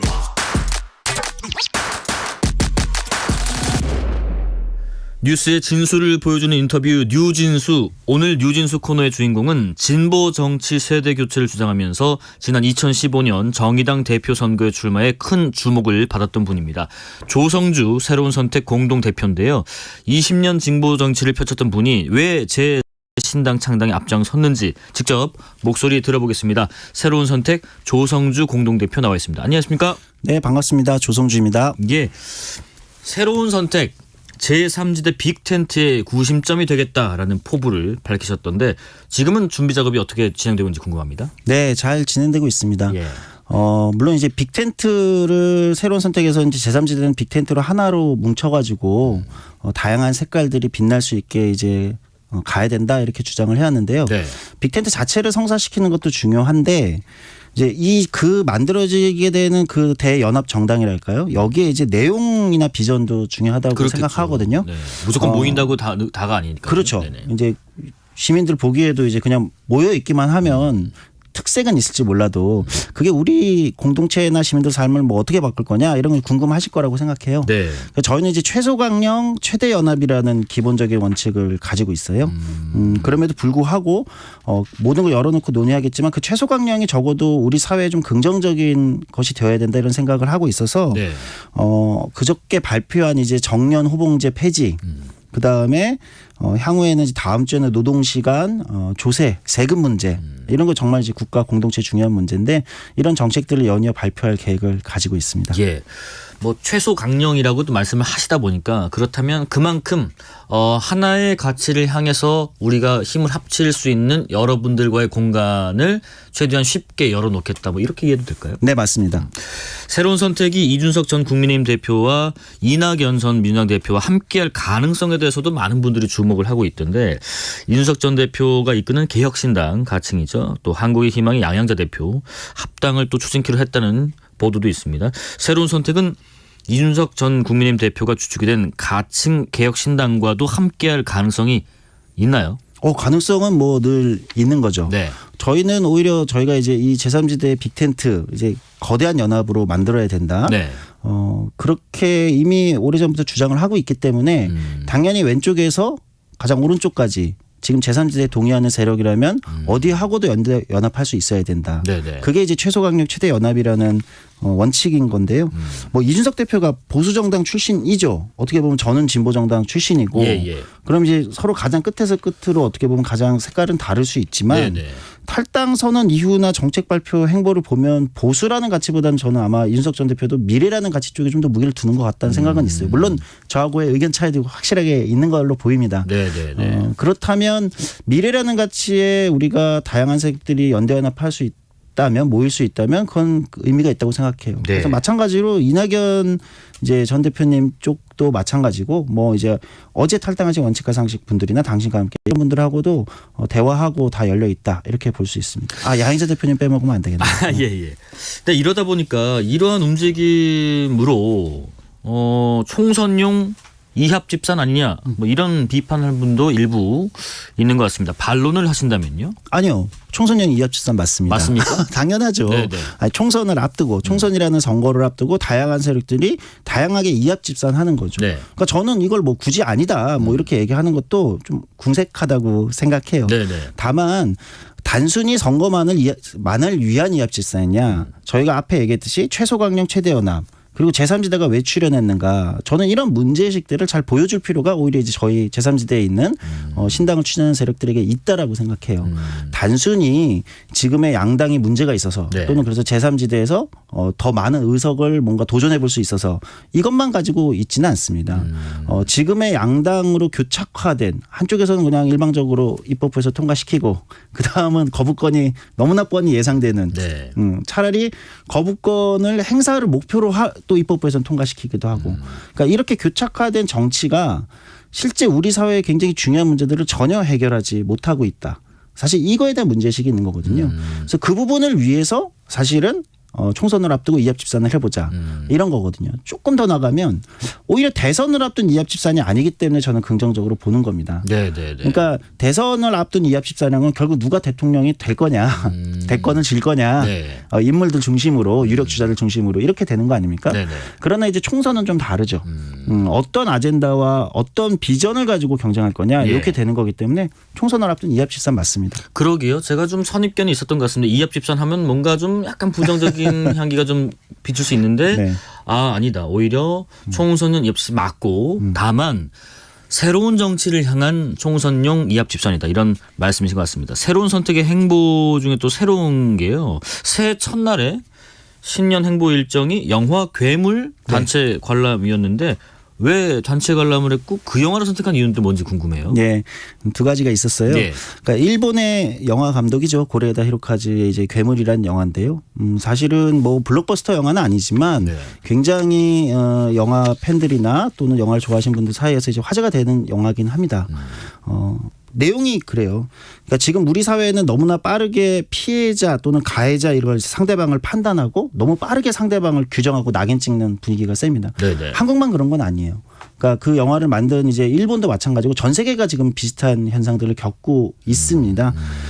그런 사회 분위기 속에서 오히려 좀 더 신중하게 좀 더 다양한 다원적인 어떤 가치들을 조금 존중하고 인정하자. 이게 이제 그 영화의 핵심적인 주제의식이라고 생각을 하는데요. 이긴 사람이 있거나 진 사람이 있거나 둘 중에 아니면 아닌 사회. 그렇죠. 네네. 그리고 특정한 하나의 가치로만 모두가 단일화돼야 된다고 자꾸 생각하는 사회. 이런 거는 그렇지 맞지 않으면 않다. 배척하는 사회. 예. 네네. 이런 생각이 있었어요. 그래서 좋은 영화다 이런 생각을 했고 사실은 한쪽에서는 몇 번이나 정권을 잡았음에도 불구하고 아직도 미완의 봄이다. 이렇게 하면서 이제 특정 영화를 계속 언급하고 네. 한쪽에서는 지금 대통령까지 소속된 집권 여당인데 12척의 배밖에 없는 뭐 이순신 장군을 얘기하면서 어떤 영화를 소환하고 저는 이게 조금 보기가 그랬어요. 오히려 지금 우리가 지향해야 되는 어떤 가치는 그런 다원적 가치 생각이 조금 다르더라도 함께 할 수 있다. 이런 것들을 좀 어필하는 게 좋겠다. 그래서 고레에다 히로카즈 감독의 괴물이라는 영화를 단체 관람하는 행보로 기획을 하게 된 거죠. 기획은 직접 네, 제가 영화도 골랐고 제가 직접 기획했습니다. 혹시 뭐 다른 거 보자 이런 분은 없었어요? 있었어요. 새로운 선택이 제안한 정책들도 좀 파격적인 게 있던데 어제 그 말씀하신 것처럼 정년과 호봉제를 동시에 없애자라는 제안을 하셨던데 이게 사실은 한 가지만 봐도 되게 예민한 사안이에요. 정년도 그렇고 호봉제도 그렇고. 이 두 가지가 왜 폐지가 필요하다라고 생각하시는 건가요? 사실 굉장히 중요한 문제인데 우리 노동계도 그렇고 뭐 진보 진영이라고 얘기하는 쪽도 그렇고 저는 솔직히 말하면 정부 쪽도 그렇고 너무나 중요한 문제인데 또 그만큼 예민한 문제이기 때문에 미뤄온 겁니다. 금기시하기까지 했던 거죠. 그러니까 사실 우리 사회는 이미 초고령화 사회로 진입했고 이미 60세 이상 노령층의 상당수가 이미 노동을 하고 있습니다. 네네. 그렇죠.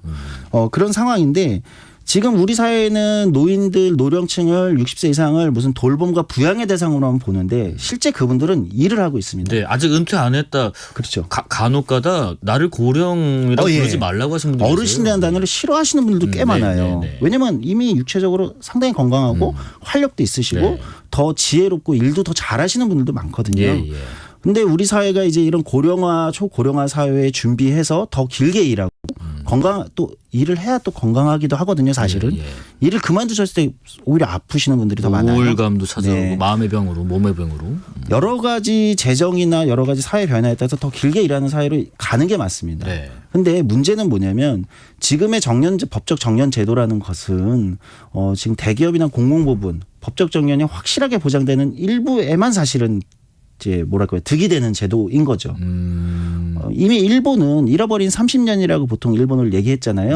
근데 일본은 잃어버리지만은 않았습니다. 그 30년 동안 이미 일본은 70세까지 일하는 사회로 전환을 마치고 있습니다. 근데 우리는 초고령화 속도가 우리가 일본보다 지금 더 빠르잖아요. 그렇다고 하더라고요. 그런 상황이면 더 길게 일하는 사회로 가야 된다. 근데 더 길게 일하려면 여기에 조건이 하나가 있습니다. 그것은 뭐냐면 임금 체계가 바뀌어야 된다는 거죠. 한국의 전형적인 임금 체계는 연공급으로 대표되는 호봉제인데 이건 나이가 들수록 임금이 계속 고임금으로 올라가는 제도니까 신입사원보다 무려 3배나 더 올라가거든요. 20년 차 이상이 되면. 이렇게 되는 경우에는 아마 길게 일하도록 기업들이 두지 않겠죠. 그러니까 이 제도를 함께 폐지하는 형태로 갔을 때 오히려 생애 임금의 총액은 더 많아지고 더 길게 일하고 안정적으로 이런 사회로 갈 수 있다. 이제 이 논의를 숨기지 말자. 이런 이제 고민을 제출한 거죠. 하지만 이게 또 현실적인 문제인 분들도 많다 보니까 뭐 노동조합이랄지 뭐 노동계에서 일부 반발도 예상이 되는데 여기에 대해서는 어떻게 이해를 구하고 어떻게 대응하실 건지도 궁금해요. 네, 이해관계자의 반발이 없다라면 그것은 진정한 의미의 개혁이 아닐 것 같아요. 당연히. 하지만 또 이해관계자를 힘으로만 찍어 누른다고 개혁이 되지도 않습니다. 윤석열 정부가 노동개혁, 교육개혁, 연금개혁 얘기했지만 저는 윤석열 대통령이 그런 얘기를 했지만 오히려 그 개혁의 어떤 주체들이어야 될 분들을 뭔가 개혁의 대상인 것처럼 카르텔인 것처럼 저는 낙인 찍으면서 오히려 개혁이 좌초되고 있다고 생각해요. 당연히 설득해야 됩니다.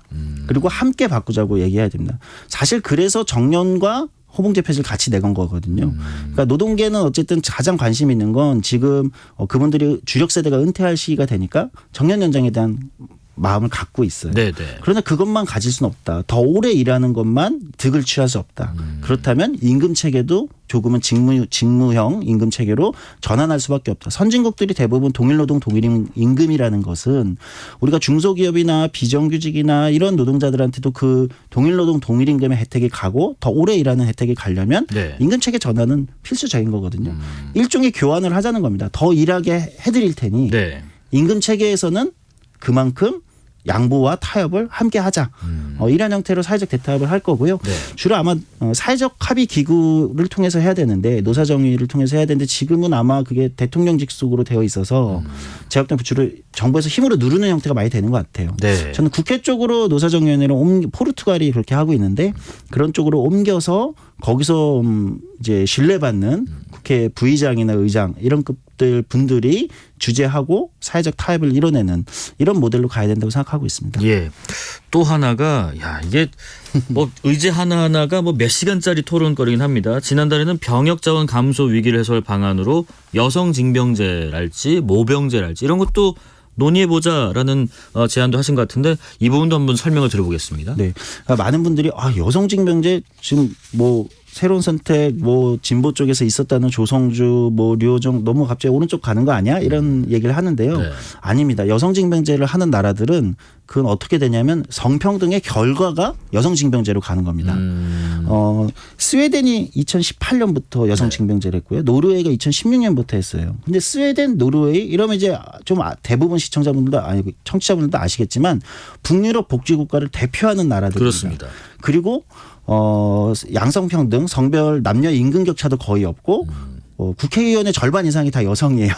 그러니까 이미 남녀 평등을 가장 잘 이뤄낸 나라라고 하면 스웨덴, 노르웨이를 거의 1, 2위로 꼽습니다. 네네. 그건 무슨 얘기냐. 그런 나라들이 성평등의 결과로서 이제 병역이라는 그렇죠. 일종의 그 모든 시민들이 함께 공화국이라는 공동체를 위해서 함께 져야 되는 의무를 함께 질 수 있게 된 겁니다. 네네. 왜냐하면 가정에서 육아에서 직장에서 불평등하지 않기 때문에. 그래서 저희는 여성징병제를 성평등의 결과로 지금부터 논의하자. 왜냐. 인구 구조가 바뀌고 있거든요. 이미 우리 인구 구조에서 병역 자원을 보면 합계 출산율이 0.7명대잖아요. 그렇죠. 0.6까지도 갈 수 있다는 위기까지 오는데 그러면 이거는 여성들의 경제활동 참가가 곧 여성들 이제 출산에 영향을 부정적으로 미치기 때문에 생기는 결과거든요. 네. 그럼 이거를 극복하고 지금 국방부의 자료조사에 따르면 2040년 50년 가면 연간 20만 명의 병역 자원이 부족하게 됩니다. 네네. 그렇다면 우리 외교안보 우리 조건에서 동아시아의 분단이라는 특수한 조건에서 이런 상황에서 우리 병역 자원은 어떻게 확보할 거냐. 지금부터 논의해서 준비해가지 않으면 2040년 50년이 됐을 때 우리 외교안보에 큰 구멍이 난다는 거죠. 그러면 뭐부터 시작해야 되냐. 성평등부터 시작해서 여성징병제까지 논의를 가보자고 드리는 거죠. 네, 단순히 그 군대에 뭐 여자도 가지 마라 이런 차원이 아니라 네. 더 나아간 시야로 들여다보는 제안이었습니다. 류호정 의원을 축으로 한 정의당 의견그룹 세 번째 권력과 함께 창당을 준비하고 계신데 정의당에서는 신당을 하려면 류호정 의원의 탈당. 네. 할 거면 나가서 해라. 뭐 이런 얘기를 하고 있는데 이 부분은 어떻게 생각하세요? 여러 아마 류호정 의원에 대해서 여러 의견들이 나오고 있는 건 뭐 너무 잘 알고 있습니다. 네. 근데 저는 또 이렇게 볼 필요도 있다고 생각해요. 사실은 당연히 왜 나가서 안 하고 탈당 안 하고 좀 국회의원직 유지하려고 예를 들면 꼼수 부리는 거 아니냐. 뭐 최근에 허은하 전 의원하고 비교도 네, 막 되는데 사실 솔직히 말하면 뭐가 더 힘들겠습니까? 의원직을 던지고 깔끔하게 나가서 하는 게 더 쉽고 그 안에서 여전히 남아서 다른 당원들을 설득하고 잘못된 길로 가지 말고 제3지대의 정의당이 몸을 실자라고 욕을 먹으면서 계속해서 설득하는 게 더 힘들겠습니까? 저는 류호정 의원이 훨씬 어려운 선택을 했다라고 생각합니다. 그리고 정의당이 지금 1월 14일에 대의원대가 있고 1월 25일까지 총투표가 예정되어 있어요. 네. 그러니까 그건 정의당이 이제 향후에 어떤 노선으로 갈 거냐 이번 선거에서 지금 지도부는 이미 공개적으로 민주당의 위성정당에 참여할 수 있다라는 속내를 밝히고 있어요. 인터뷰에서 그렇게 한다는 것은 그건 진보정당 진보정치라고 할 수 없다. 네네. 오히려 독립적인 제3 세력으로 몸을 실어서 거기서 진보의 가치를 실현해야 된다고 유정 의원이 여전히 설득하고 싸우고 있는 상황인 거죠. 그렇다면 저는 그게 마무리될 때까지는 유정 의원이 거기서 당원들과 지지자들을 설득하는 작업을 하는 것은 공당의 비례대표 1번으로서 가지는 자연스러운 생각이라고 생각해요. 어렵지만. 그리고 결국 결정은 본인이 저는 현명하게 결정할 거라고 생각합니다.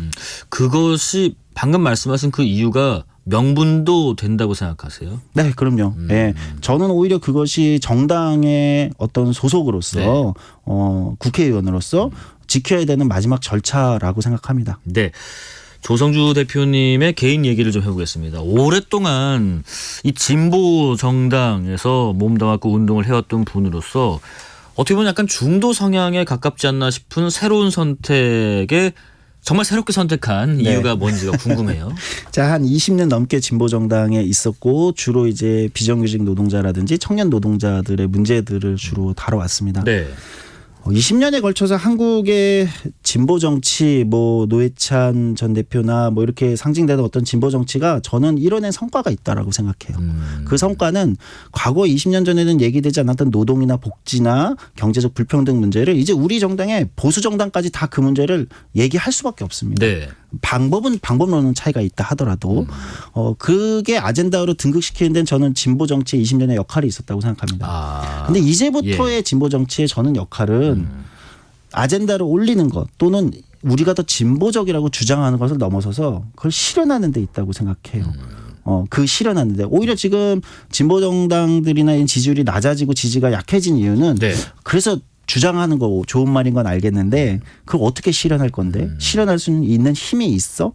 이런 거거든요. 보여달라는 거거든요. 야, 뭐 다 그래 좋지, 좋은 얘기지, 미래지향적이지, 가능해, 뭐 이런 거에 대한 물음의 답. 네, 이제는 그 물음에 대한 답을 해야 되는 게 오히려 책임 있는 진보 정치라고 생각하는 겁니다. 저는 여전히 새로운 선택에는 조금 더 저보다는 중도 성향의 분들도 계시고 이렇지만 오히려 제3지대에서 큰 정당을 만들어서 제가 생각해오고 지켜왔던 여전히 변치 않는 진보 정치의 가치와 정책들을 실현시키는 것, 이 역할을 하겠다 이렇게 해서 선택하게 된 거죠. 조금만 더 들어가 볼게요. 그러면 지난 2015년 2세대 진보 정치를 주장하셨던 분으로서 당시와 비교해서 2024년 진보의 가치는 뭐가 돼야 한다? 역시 실현 가능성인가요? 근데 이런 건 있습니다. 그러니까 당시 9년 전인데 벌써 당시에 제가 진보 정치가 광장에서 큰 목소리 내는 것을 넘어서 비정규직 노동자라든지 청년들이라든지 이런 이제 광장 밖에 오히려 밀려나 있는 시민들을 대변해야 된다라고 주장했습니다. 9년이 지났는데 그럼 여전히 광장 밖에 시민들이 없냐? 저는 더 많아진 것 같습니다. 이제는 플랫폼 노동자, 뭐 예를 들면 프리랜서형 노동에서부터 또는 노동이라고 불리지도 못하는 형태의 아까 제가 잠깐 얘기했던 초반에 이제 60세 이상의 고령층 노동자들 문제까지 오히려 더 많아졌다고 생각합니다. 그래서 9년 전에 제가 2세대 진보 정치로서 대변해야 된다고 생각했던 그분들의 숫자는 더 많아졌고 그러기 위해서 그분들의 삶을 변화시키려면 오히려 더 큰 힘이 필요해졌다고 생각해요. 더 큰 힘이 필요하고 그러기 위해서 우리가 과감하게 새로운 정치적 모색을 해볼 필요가 있다. 저는 여전히 그렇게 생각하고 있습니다. 비슷한 맥락에서요. 지금 뭐 어떻게 보면 좀 낮은 지지율 그리고 아젠다 선점의 뭐 실패 이런 것들이 현재 정의당이 처한 어려움도 같은 맥락에서 해석할 수 있을지요? 네, 그렇습니다. 근본적으로는 세계관의 문제라고 생각해요. 세계관이요? 예, 제가 이제 정의당을 이번에 이제 탈당하기 전까지 내부에서 싸웠던 거 그리고 아마 류호정 의원이 지금 가장 싸우고 있는 것도 결국은 반독재 민주화의 세계관에서 벗어나자는 거예요. 과거 이제 민주화 시대에는 독재와 싸우기 위해서 타도나 청산이 목표였죠. 그러나 지금은 그런 세계관의 시대가 아닙니다. 민주화를 추진했던 세력들이 이미 정권을 몇 번이나 잡았고 그러니까 상대를 검찰을 없애고 대기업을 없애고 청산하고 무엇을 타도해서 세상이 좋아지는 것이 아니라 더 좋은 정책과 더 좋은 아젠다 또는 제도를 만들어내는 걸로 세상을 바꾸는 거거든요. 근데 반독재 민주화의 세계에서는 계속해서 적폐를 청산하고 뭐를 청산하고 저는 뭐 윤석열 정부도 똑같은 얘기를 하는데 뭐 이제 카르텔로 바뀐 거죠 그게. 또는 운동권 정치 뭐 이런 얘기를 한동훈 비대위원장 하는데 이게 똑같은 세계관이에요 사실은. 무언가를 청산하고 타도해야 세상이 좋아진다. 그렇지 않습니다. 네, 그 세계관의 차이에서 결국은 시민들한테 설득력을 잃어간 것이 아마 진보 정치의 위기가 온 이유라고 생각합니다. 우리 조성주 공동대표님께서는 이번 총선에 출마하실지 만약에 하신다면 염두에 두고 계신 출마 지역이 있으실지 궁금합니다. 네, 당연히 출마하죠. 네. 네, 당연히 출마를 결의하고 있고요. 제가 지금 마포에 거주하고 있기 때문에 네. 그리고 마포에 제가 지방선거 때 지난 지방선거 때 구청장 출마를 했었고 그래서 기본적으로는 마포를 생각하고 있는데요. 솔직히 말씀드리면 이게 제3지대 신당이 연대연합이 어떻게 구성되느냐에 따라서 뭐 전략 지역으로 또 바뀌어야 될 수도 있고 뭐 이런 건 남아 있습니다. 근데 기본적으로는 저는 이제 출마를 결의하고 있습니다. 바람은 하여튼 마포 쪽으로 네. 생각을 하고 계시고 짧게 진보의 가치도 들어봤는데 진보 말고 이제 2024년 새로운 해 보수의 가치는 그럼 뭐야 할까? 한동훈 비대위원장 같은 경우는 새로운 보수 정치를 역설하고 있던데요. 생각하신다면? 네. 보수가 좋아지는 게 아마 우리 사회가 좋아지는데 굉장히 중요한 역할이라고 생각해요. 네. 저는 한동훈 비대위원장이 이미 그 키워드를 갖고 계시다고 생각해요. 동료 시민이라는 단어를 썼는데 네, 네. 아마 한국의 보수 정당에서 리더 대표격에서 동료 시민이라는 단어를 쓴 거는 굉장히 이례적인 겁니다. 네, 네. 왜냐하면 한국의 보수 정당 기본 과거 이제 군사 독재 정권 시절에 국가에서 만들어진 정당의 원리이기 때문에 그럼 국민이라는 단어가 익숙한데 동료 시민이라고 썼거든요. 아마 동료 시민은 아마 다른 시민, 동료들과 연대하고 좀 더 따뜻한 이런 이제 태도를 보여줄 수 있어야 되거든요. 네. 저는 지금 한국 보수의 가치는 바로 그 동료 시민이라는 단어가 담고 있는 연대라는 가치가 한국 보수의 새로운 가치가 될 필요가 있고 오히려 한동훈 비대위원장이 그런 모습들이나 행보들을 더 많이 보여줘서 한국의 보수가 좀 굉장히 좋은 보수로 굉장히 혁신됐으면 좋겠다라는 진짜 아주 솔직하고 강한 바람을 갖고 있습니다. 예, 마지막으로 청취자분들께 왜 거대 양당이 아니라 새로운 정당 또 새로운 정치가 필요하고 그 중심에 새로운 선택이 있어야 하고 어떤 역할을 할지 또 당부 또 포부도 말씀해 주시죠. 네. 우리가 누군가를 미워하고 누군가를 없애기 위해서 정치가 필요하다라면 계속해서 지금처럼 양당 정치만 있으면 될 겁니다. 네. 근데 그것만으로 우리 삶의 문제가 조금 더 해결되지 않고 또는 우리 시민들끼리 자꾸 싸우게 되는 것을 좀 피하고 싶다라면 증오와 이런 정치를 피하고 싶다라면 다른 선택을 해야 됩니다. 다른 선택을 했을 때 제3의 선택지가 있을 때 그것을 피할 수 있다고 생각해요. 제3지대에서 만들어지고 있는 흐름들이 그런 거고 저희 새로운 선택이 그래서 누군가를 증오하고 미워하는 것이 아니라 내 삶을 좀 나아지게 하는 나의 다른 선택을 좀 드리고 싶은 거거든요. 시민들께. 네. 그것을 오랫동안 준비해왔고 오히려 합리적 진보에서 개혁적 보수까지 굉장히 자유롭게 다원적 가치관을 통해서 우리가 시민들을 만나겠다 이런 걸 정책을 또 발표하고 있기 때문에 네. 그런 측면에서 저희 새로운 선택이 가장 눈길을 잡을 수 있는 좋은 선택이 되지 않을까라고 추천드립니다. 네, 여기까지 말씀 듣겠습니다. 지금까지 조성주 새로운 선택 공동대표였습니다. 고맙습니다. 네, 감사합니다. 실시간 교통정보 알아보겠습니다. 교통정보센터 유하영 씨 나와주세요. 네, 이 시각 교통정보입니다. 오늘 퇴근길은 평소보다 혼잡합니다. 서울 시내에서는 강변북로 일산 방향 반포대교에서 월드컵대교까지 정체고요. 1시간 정도 걸리겠습니다. 반대 구리 쪽으로 원효대교에서 구리시계까지 밀리고요. 올림픽대로 공항 쪽으론 동호대교에서 가양대교까지 막힙니다. 서부간선 지하도로 일직 방향 전 구간 통과하는 데 20분 정도 걸리겠습니다.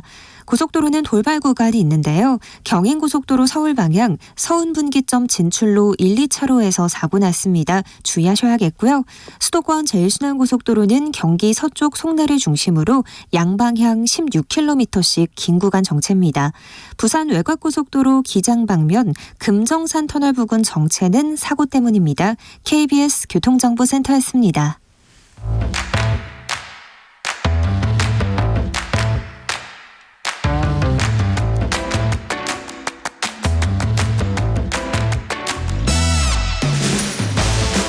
파고 또 파고 골라서 엄선한 뉴스만 전해드립니다. 파파뉴 코너. 오늘은 김수민 시사평론가 모셨습니다. 안녕하십니까? 네, 반갑습니다. 네, 반갑습니다. 감기 조심하시고요. 네. 최근 정부가 긴축 재정 또 지출 구조 조정을 강조하는 등의 국가 재정의 허리띠를 졸라매는 모습이었는데 하지만 국가 채무는 웬일인지 계속 늘어나고 있다는 조사 결과가 나왔네요. 네, 기획재정부가 오늘 월간 재정 동향 1호로 발표를 했는데요. 네. 지난해 11월까지의 기준으로 쳤을 때 중앙정부의 채무가 전년 말 대비 76조 원 늘어난 1,110조 원 기록을 했습니다. 네네. 정부가 원래 예상했었던 전망치 1,101조 원을 훌쩍 넘어선 범위였고요. GDP 대비 일반 정부 부채 비율도 늘어났습니다. 일반 정부 부채는 국가 채무의 비영리 공공기관 부채를 합친 개념인데요. GDP 대비 일반 정부 부채 비율이 2022년 기준으로 53.5%가 나왔습니다. 이게 전년도보다 2.2%포인트 높아진 것이고요. 네네. 그리고 IMF 국제통화기금에서 집계하는 비기축통화국의 부채 비율 평균치 53.1%를 넘어선 수치입니다.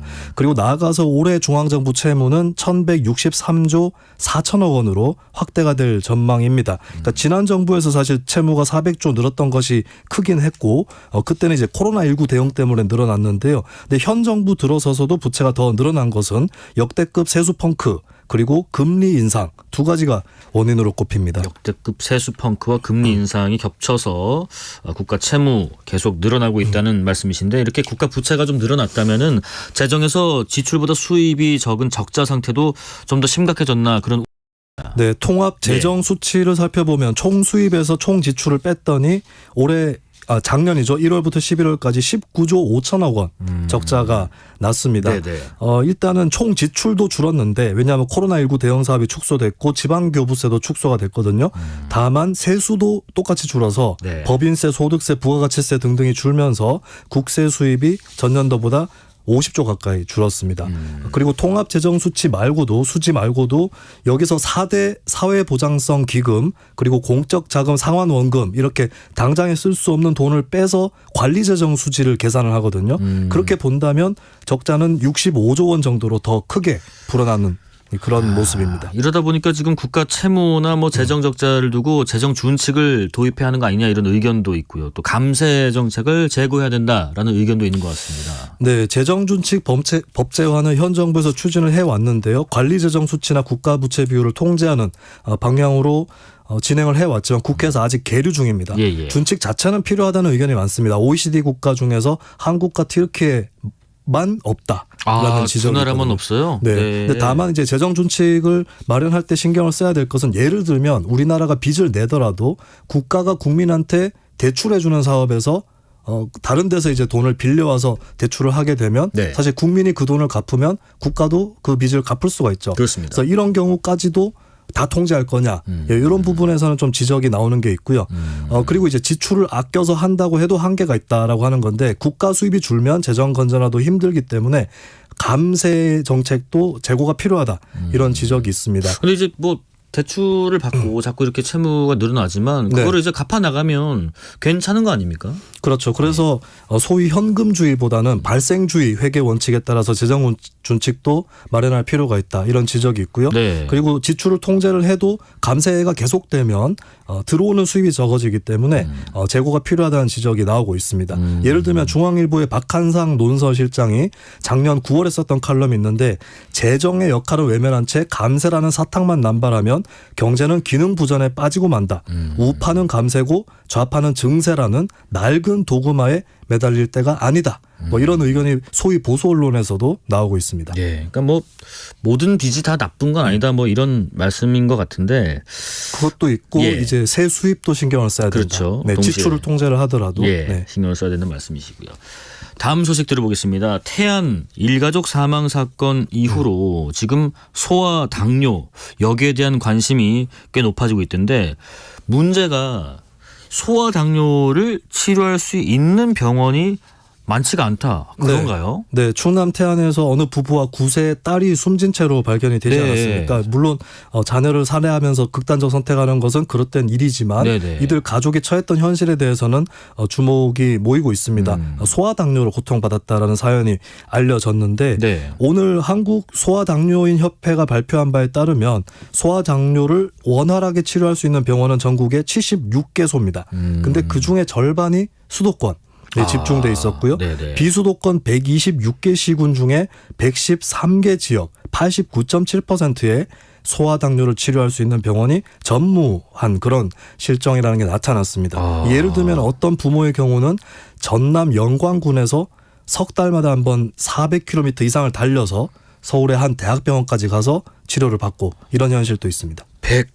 126개 시군 가운데서 113개 지역에 이 소아 당뇨를 치료할 수 있는 곳이 없다. 그런 병원이 없습니다. 그래서 무려 400km를 달려서 치료를 받는 상황이라고 하는데, 그러면은 소아 당뇨는 얼마나 무섭고 그런 병이고 또 이것이 왜 치료하기가 어려운 수밖에 없는지도 궁금합니다. 네, 만 19세 이하의 난치성 당뇨를 소아 당뇨라고 하는데요. 관리가 미흡하면 심혈관 콩팥 질환은 물론이고 실명으로까지 이어질 수 있습니다. 또 급성 합병증이 발병하면 사망에도 이를 수 있는데, 이게 또 매일 서너 차례 인슐린 주사를 해야 되거든요. 예, 의료 인프라가 부족한 경우는 일단 진단 자체가 늦어져서 이 병 자체를 늦게 알아챌 가능성이 높고, 그리고 소아 당뇨 환자는 음식 섭취를 조금만 해도 혈당이 확 높아지는 경우가 있습니다. 이러면 진료받는데 시간이 걸리고 위험해질 수 있는 거죠. 그리고 또 그런 것도 있을 것 같아요. 이게 말 그대로 소아다 보니까 크는 과정에서 좀 이럴 수도 있겠지, 저럴 수도 있겠지. 왜냐면 성인이면은 이상한 시그널이 있으면 바로 병원에 가볼 텐데 성장기이기 때문에 더 헷갈려서 판단이 늦을 수도 있겠습니다. 네, 처음에 체중이 감소하는데 뭐 잘하다 보면 저럴 수도 있는 거 아닌가? 키 클려나 뭐 이런 사람도 있잖아요. 네, 그러다가 이제 진단 자체가 늦어질 수 있고 특히나 병원이 멀리 있을수록 더 위험할 수 있는 거죠. 네. 그리고 이런 소아당뇨 환자가 매일 주사를 맞아야 되는데 학교에 다니더라도 현장에 보건교사가 인슐린 투약을 할 수 없도록 그래요? 그렇게 돼 있습니다. 예, 그리고 이제 비용 문제도 큰데 소아당뇨가 중증 질환 산정 특례가 적용이 되지 않습니다. 그러니까 진단 및 치료에 드는 경제적 부담이 상당한 경우라는 기준에 부합하지 않는다는 이유로 적용이 되지 않기 때문에 예를 들어서 어떤 환자 가족 같은 경우는 석 달에 한 150만 원 정도가 인슐린 주입 펌프라든지 주사기를 구입하는데 들고 있습니다. 부담이 되죠. 뭐 석 달에 150만 원 적은 돈이 아닌데 이게 지금 이유가 중증 질환 산정 특례가 적용되지 않는다. 소아당뇨는 그런 말씀입니다. 그러면 정부에서 이런 사건이 있을 때마다 어떤 대책, 또 대응 방안 내놓긴 하는데 조규홍 보건복지부 장관이 오늘 입장문을 냈더라고요. 재발 방지를 위한 정책 점검의 의지를 밝혔던데 주로 어떤 내용이 언급이 됐는지요? 네, 당뇨 관리 기기 구입 비용에 관한 건강보험 지원을 대폭 확대하겠다라고 조 장관이 밝혔습니다. 인슐린 자동 주입기 구입 비용도 380만 원에서 45만 원으로 대폭 줄어들 것이다 라고 안내를 했고요. 또 제때 지원 혜택을 받을 수 있도록 사전에 적극 안내를 하겠다면서 재난적 의료비 지원제도, 건강보험 본인부담 상한제도, 긴급의료비 지원제도 이런 지원제도들을 적극 알리겠다라고 강조를 했습니다. 조금 더 이제 진척이 된 그런 조치라고 할 수는 있는데 의료계나 환자에서는 현재 소아당뇨가 중증 난치 질환으로 인정이 안 되고 있기 때문에 병원 치료의 본인 부담금이 60% 이상이 든다라고 하면서 추가적인 지원이 더 필요하다 이런 목소리도 나오고 있습니다. 그러니까요. 이런 혜택이 있습니다. 이럴 때 적극적으로 증상을 확인하세요. 뭐 이렇게 잘 알리는 거는 뭐 좋은 건데 막상 병원에 갔을 때 치료비가 이렇게나 많이 들어 너무 부담이다. 이게 중증 난치 치료로 안 되나요? 안 됩니다 하면 또 그게 또 부담이 될 수 있거든요. 그렇습니다. 이게 추가적인 어떤 후속 조치까지도 한번 살펴봐야 되고 선언적으로 그냥 언급 정책 추진에 대한 의지 수준으로 끝나면 안 될 것 같습니다. 또 아까 지금 인슐린 자동 주입기 구입 비용도 380에서 45만 원까지 대폭 줄이겠다고 했는데 진작 좀 줄이면 어떻을까? 이렇게나 많이 줄일 수 있는 내용이거든요. 이것도 실제로 감액이 될지 한번 좀 보고요. 국제 소식도 한번 살펴보겠습니다.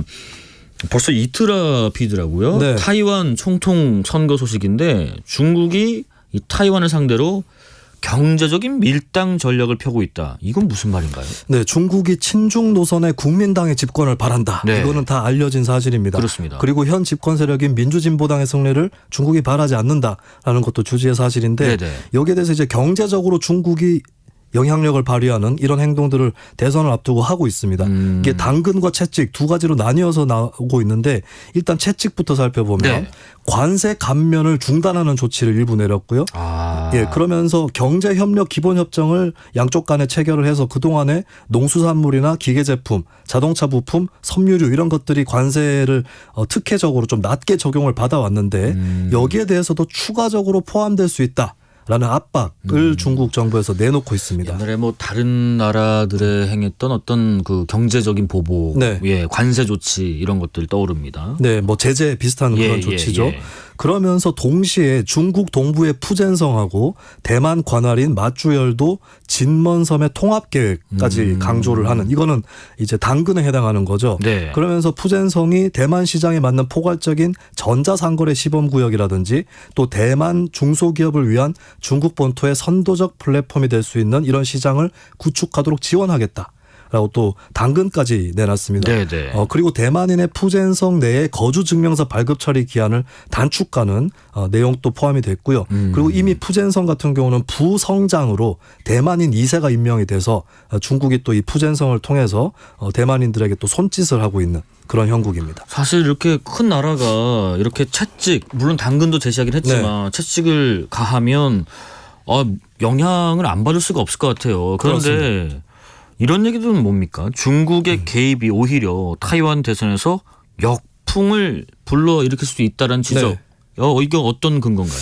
그 대만 대선에서 중국이 개입을 했던 거는 이번이 처음이 아니거든요. 네네. 근데 매번 좀 여의치 않은 부분이 있었어요. 그리고 특히 이제 역풍이 분 적도 있는데 대표적으로 우리나라에도 유명했었던 사건이 있죠. 우리나라의 한 예능 프로에 그 대만 국기 나왔다가 중국에서 엄청나게 항의를 했는데 그걸 본 대만 사람들이 민진당 쪽으로 집결을 해서 그 민진당이 또 대선에서 승리하는 그런 원동력이 되기도 했습니다. 네, 그러다 보니까 중국이 이번에도 반중 노선을 오히려 자극하는 게 아니냐 이런 전망도 나오고 있고 악수가 될 수 있다. 네, 대만 사람들은 이미 중국의 경제적 압박에 익숙하다. 뭐 언제 새삼스럽게 뭐 이번이 처음도 아니고 그렇죠. 늘 그러려니 한다라고 하는 거고 그리고 오히려 중국에 대한 경제적 의존도를 줄이자. 이런 목소리만 더 커질 수 있다. 네네. 이런 지적도 나오고 있습니다. 근데 다만 이것도 계산이 간단치 않은 게 기업계 내에서는 현실적으로 대만 경제가 중국에 의존하는 비율이 상당히 높기 때문에 이거는 부인할 수 없는 사실이고 그렇겠죠. 그렇다면 중국의 향후의 경제 압박에 대해서 의연하게만 대응할 수는 없다. 이런 의견이 또 재계에서 대만에서 또 나오고 있는 것입니다. 그러다 보니까 이제 결국에 젊은 층의 시각이 변수가 되고 있다라고 하는 건데 젊은 층은 대만 뭐 친중이냐 반중이냐 이거 안보 변수보다는 경제 이슈에 훨씬 민감합니다. 근데 이 부분이 현실적이네요. 근데 이 부분이 중국 대 대만의 문제로 비칠 건지 아니면 국내 경제 문제로 비칠 건지 여기에 따라서 또 좀 변수가 더 복잡해질 것으로 보이고 그리고 이제 OTT에 올라와 있는 대만 드라마가 있습니다. 정치 드라마인데 인선지인이라는 제목이거든요. 이 드라마에 보면은 또 그 대만 유권자들 사이에 상당히 다양한 그 정책적 관심들이 있어요. 인권 문제, 젠더 문제, 환경 문제 이런 것들까지 다 포괄했을 때는 이게 어느 것이 더 변수가 될 거다. 이게 좀 안개 속에 이 자체가 안개 속에 있다. 이런 또 진단이 나옵니다. 인선지인이라는 OTT 드라마도 한번 볼만 하겠네요. 근데 현재 타이완 대선의 판세가 혼전 중이다. 이렇게 파악이 되고 있던데 세계가 이 타이완 대선의 판세, 혼전세를 주목하는 이유는 뭐예요? 일단은 대만 선거에 따라서 어떤 결과가 나올 거냐에 따라서 국제적으로 판도가 어떻게 결정날 거냐. 이것은 현실일 수밖에 없습니다. 유권자들 입장에서는 이제 뭐 중국 친중 반중 이런 거 지겹다라고 얘기를 하더라도 결과를 놓고 보면은 민진당이 승리한다면 미국 쪽이 유리해진다. 그리고 국민당이 승리하면 중국 쪽이 유리해진다. 이렇게 일단 해석을 할 수밖에 없고 그리고 미국 같은 경우는 올해 대선이 있습니다. 바이든 행정부한테도 이게 선거 결과에 따라서 이득이 될 수도 있고 타격이 될 수 있는 11월에 있죠. 그런 부분이고요. 그리고 시진핑 중국 국가주석도 조국 통일은 역사적 필연이라고 하면서 계속해서 대만을 통일시킨다. 뭐 중국 입장에서 이미 통일돼 있는 거지만 더 확고하게 통일시킨다라고 하는 이 입장을 더 뚜렷하게 피력을 하고 있기 때문에 이번 선거에 미국과 중국의 자존심까지 걸려있는 그런 상황입니다. 7130님께서요. 아까 저희가 소아당뇨 치료 관련 말씀을 전해드렸는데 소아당뇨뿐만 아니라 다양한 희귀 질환에 대한 비보험 약제비도 국가에서 지원을 해주면 좋겠습니다. 저도 아이가 아파서 약값이 매일 부담입니다 하셨습니다. 정부가 하여튼 어떤 아까 뭐 대책을 언급한 것처럼 그냥 이렇게 의지 그러니까 강력하게 하겠다, 적극적하겠다 이런 정도가 아니라 실질적으로 삶 네. 속에 녹아들어서 이런 걸 좀 긁어주면 좋겠다는 부분들을 좀 잘 발굴해서 귀 기울였으면 좋겠습니다. 여기까지 말씀드리겠습니다. 지금까지 김수민 시사평론가였습니다. 고맙습니다. 네, 감사합니다.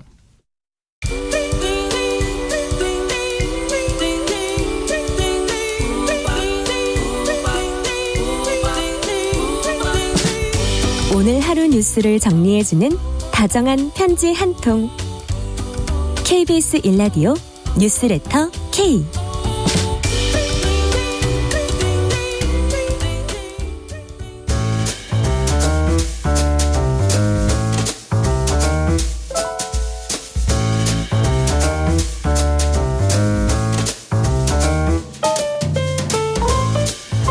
지구의 입장에서 세상을 바라보겠습니다. 지구적 참견 시점 프로 참견러 남종영 환경 저널리스트와 함께합니다. 안녕하세요. 네, 안녕하세요. 프로 참견러 이거 괜찮으시죠? 네, 참견 잘하고 네. 있습니다. 오늘도 한번 참견해 보겠습니다.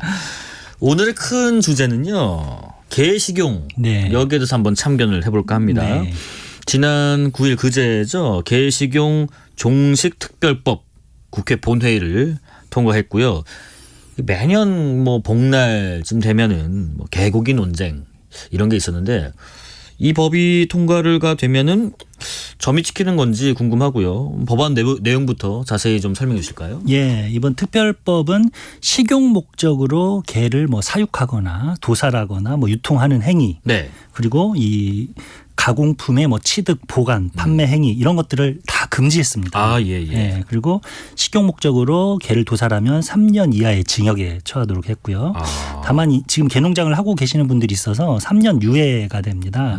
그리고 대신에 이 현재 사육 농가에 대해서 폐업 또는 전업에 대한 지원을 하겠다라는 근거를 둔 법입니다. 그러니까 이제 식용으로 뭐 키우거나 뭐 죽이거나 네, 일체의 행위가 판매하거나 하여튼 전반적인 A부터 Z까지 다 안 네. 된다. 하지만 3년 유예. 네. 우리 지금 남종영 저널리스트께서는 개 식용 농장에 자주 가보셨어요? 예, 제가 아무래도 환경 기자를 오래 하다 보니까 아마 저만큼 개농장에 가장 많이 가본 사람은 없을 것 같은데요. 아, 그렇습니까? 제가 처음 그 개식용 문제를 취재한 게 한 20년 전 정도 됐어요. 네. 그때는 뭐 지금처럼 뭐 사회적 감시도 없었던 때라 개농장 개들의 상황이 더 열악했죠. 지금 기억으로는 아마 경기 양평에 한 개농장에 갔었는데 네.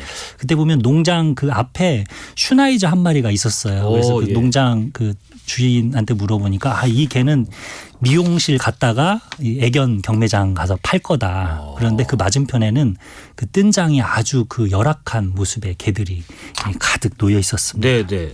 중간에 그 용어 중에서 청취자분들이 익숙지 않은 용어가 있을 거예요. 뜬장이 뜬장. 뭐죠? 네. 뜬장이라는 게 사실은 일반적인 사육장이 아니라요. 바닥이 이렇게 철사나 철제 막대 같은 걸로 이렇게 엮어져 있어요. 그렇기 때문에 사실은 그렇게 만든 이유는 이 배설물들을 치우기 편하게 하려고. 배설물들이 밑으로 내려가면 그냥 밑에만 치우면 되잖아요. 네. 예, 그게 이제 사실 개농장에서 쓰는 대표적인 사육 장치인데 이게 동물복지적으로 좀 안 좋죠. 예. 그걸 뜬장이라고 표현한다. 개 식용 문제가 본격적으로 다뤄진 게 지금 앞서 말씀하신 것처럼 뭐 이 당시 2005년에는 뭐 그런 사회적인 분위기도 아니었고 꽤 최근 일이겠습니다. 네, 그렇습니다. 옛날에는 이 개고기를 먹냐 마냐 뭐 이런 논쟁을 많이 했었어요. 꼭 복날 때 저희도 막 취재를 하고 그랬는데요. 개고기 찬성 반대 뭐 이런 거 했는데. 네. 뭐 논술 문제도 많이 나왔죠. 그렇죠. 예. 그때 이제 문화상대주의 프레임이 좀 우세했어요.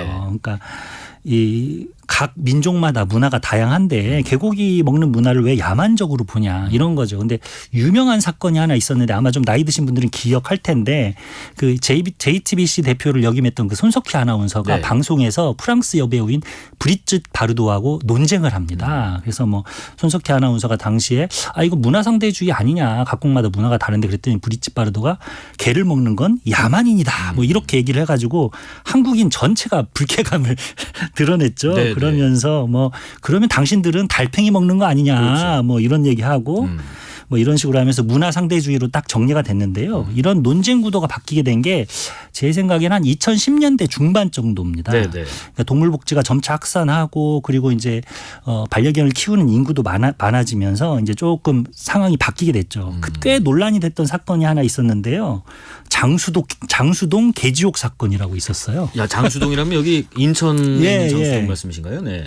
그때도 제가 갔었는데 이게 2007년이었는데 인천 장수동 그 토지구획 정리 사업을 하고 있었는데 거기에 개농장이 있었어요. 근데 가보니까 뭐 귀가 없는 게 뭐 다리를 저는 게 털이 다 빠진 게 아주 참혹한 상황이었거든요. 네네. 거의 지옥이라 불릴 만큼 아비규환이었는데 이 사진들이 인터넷에 공유되면서 그동안 가려졌던 개농장의 참혹함이 많이 알려지게 됐습니다. 아까 그 잠깐 뜬 장에 대해서 설명해 주셨는데 그러면은 이런 용도의 개들은 거기서 나서 생을 마감하는 건가요? 그렇습니다. 그러니까 거기서 태어나서 물론 이제 잡혀온 애들도 있는데 거기서 태어나서 뜬장 안에서 계속 살다가 이제 나가가지고 개고기가 되죠. 근데 이제 가끔씩 이제 뭐 동물보호 활동가들이 그들을 이제 구조하러 나가요. 그러면 개야 이리 나와 그러면 개가 안 나옵니다.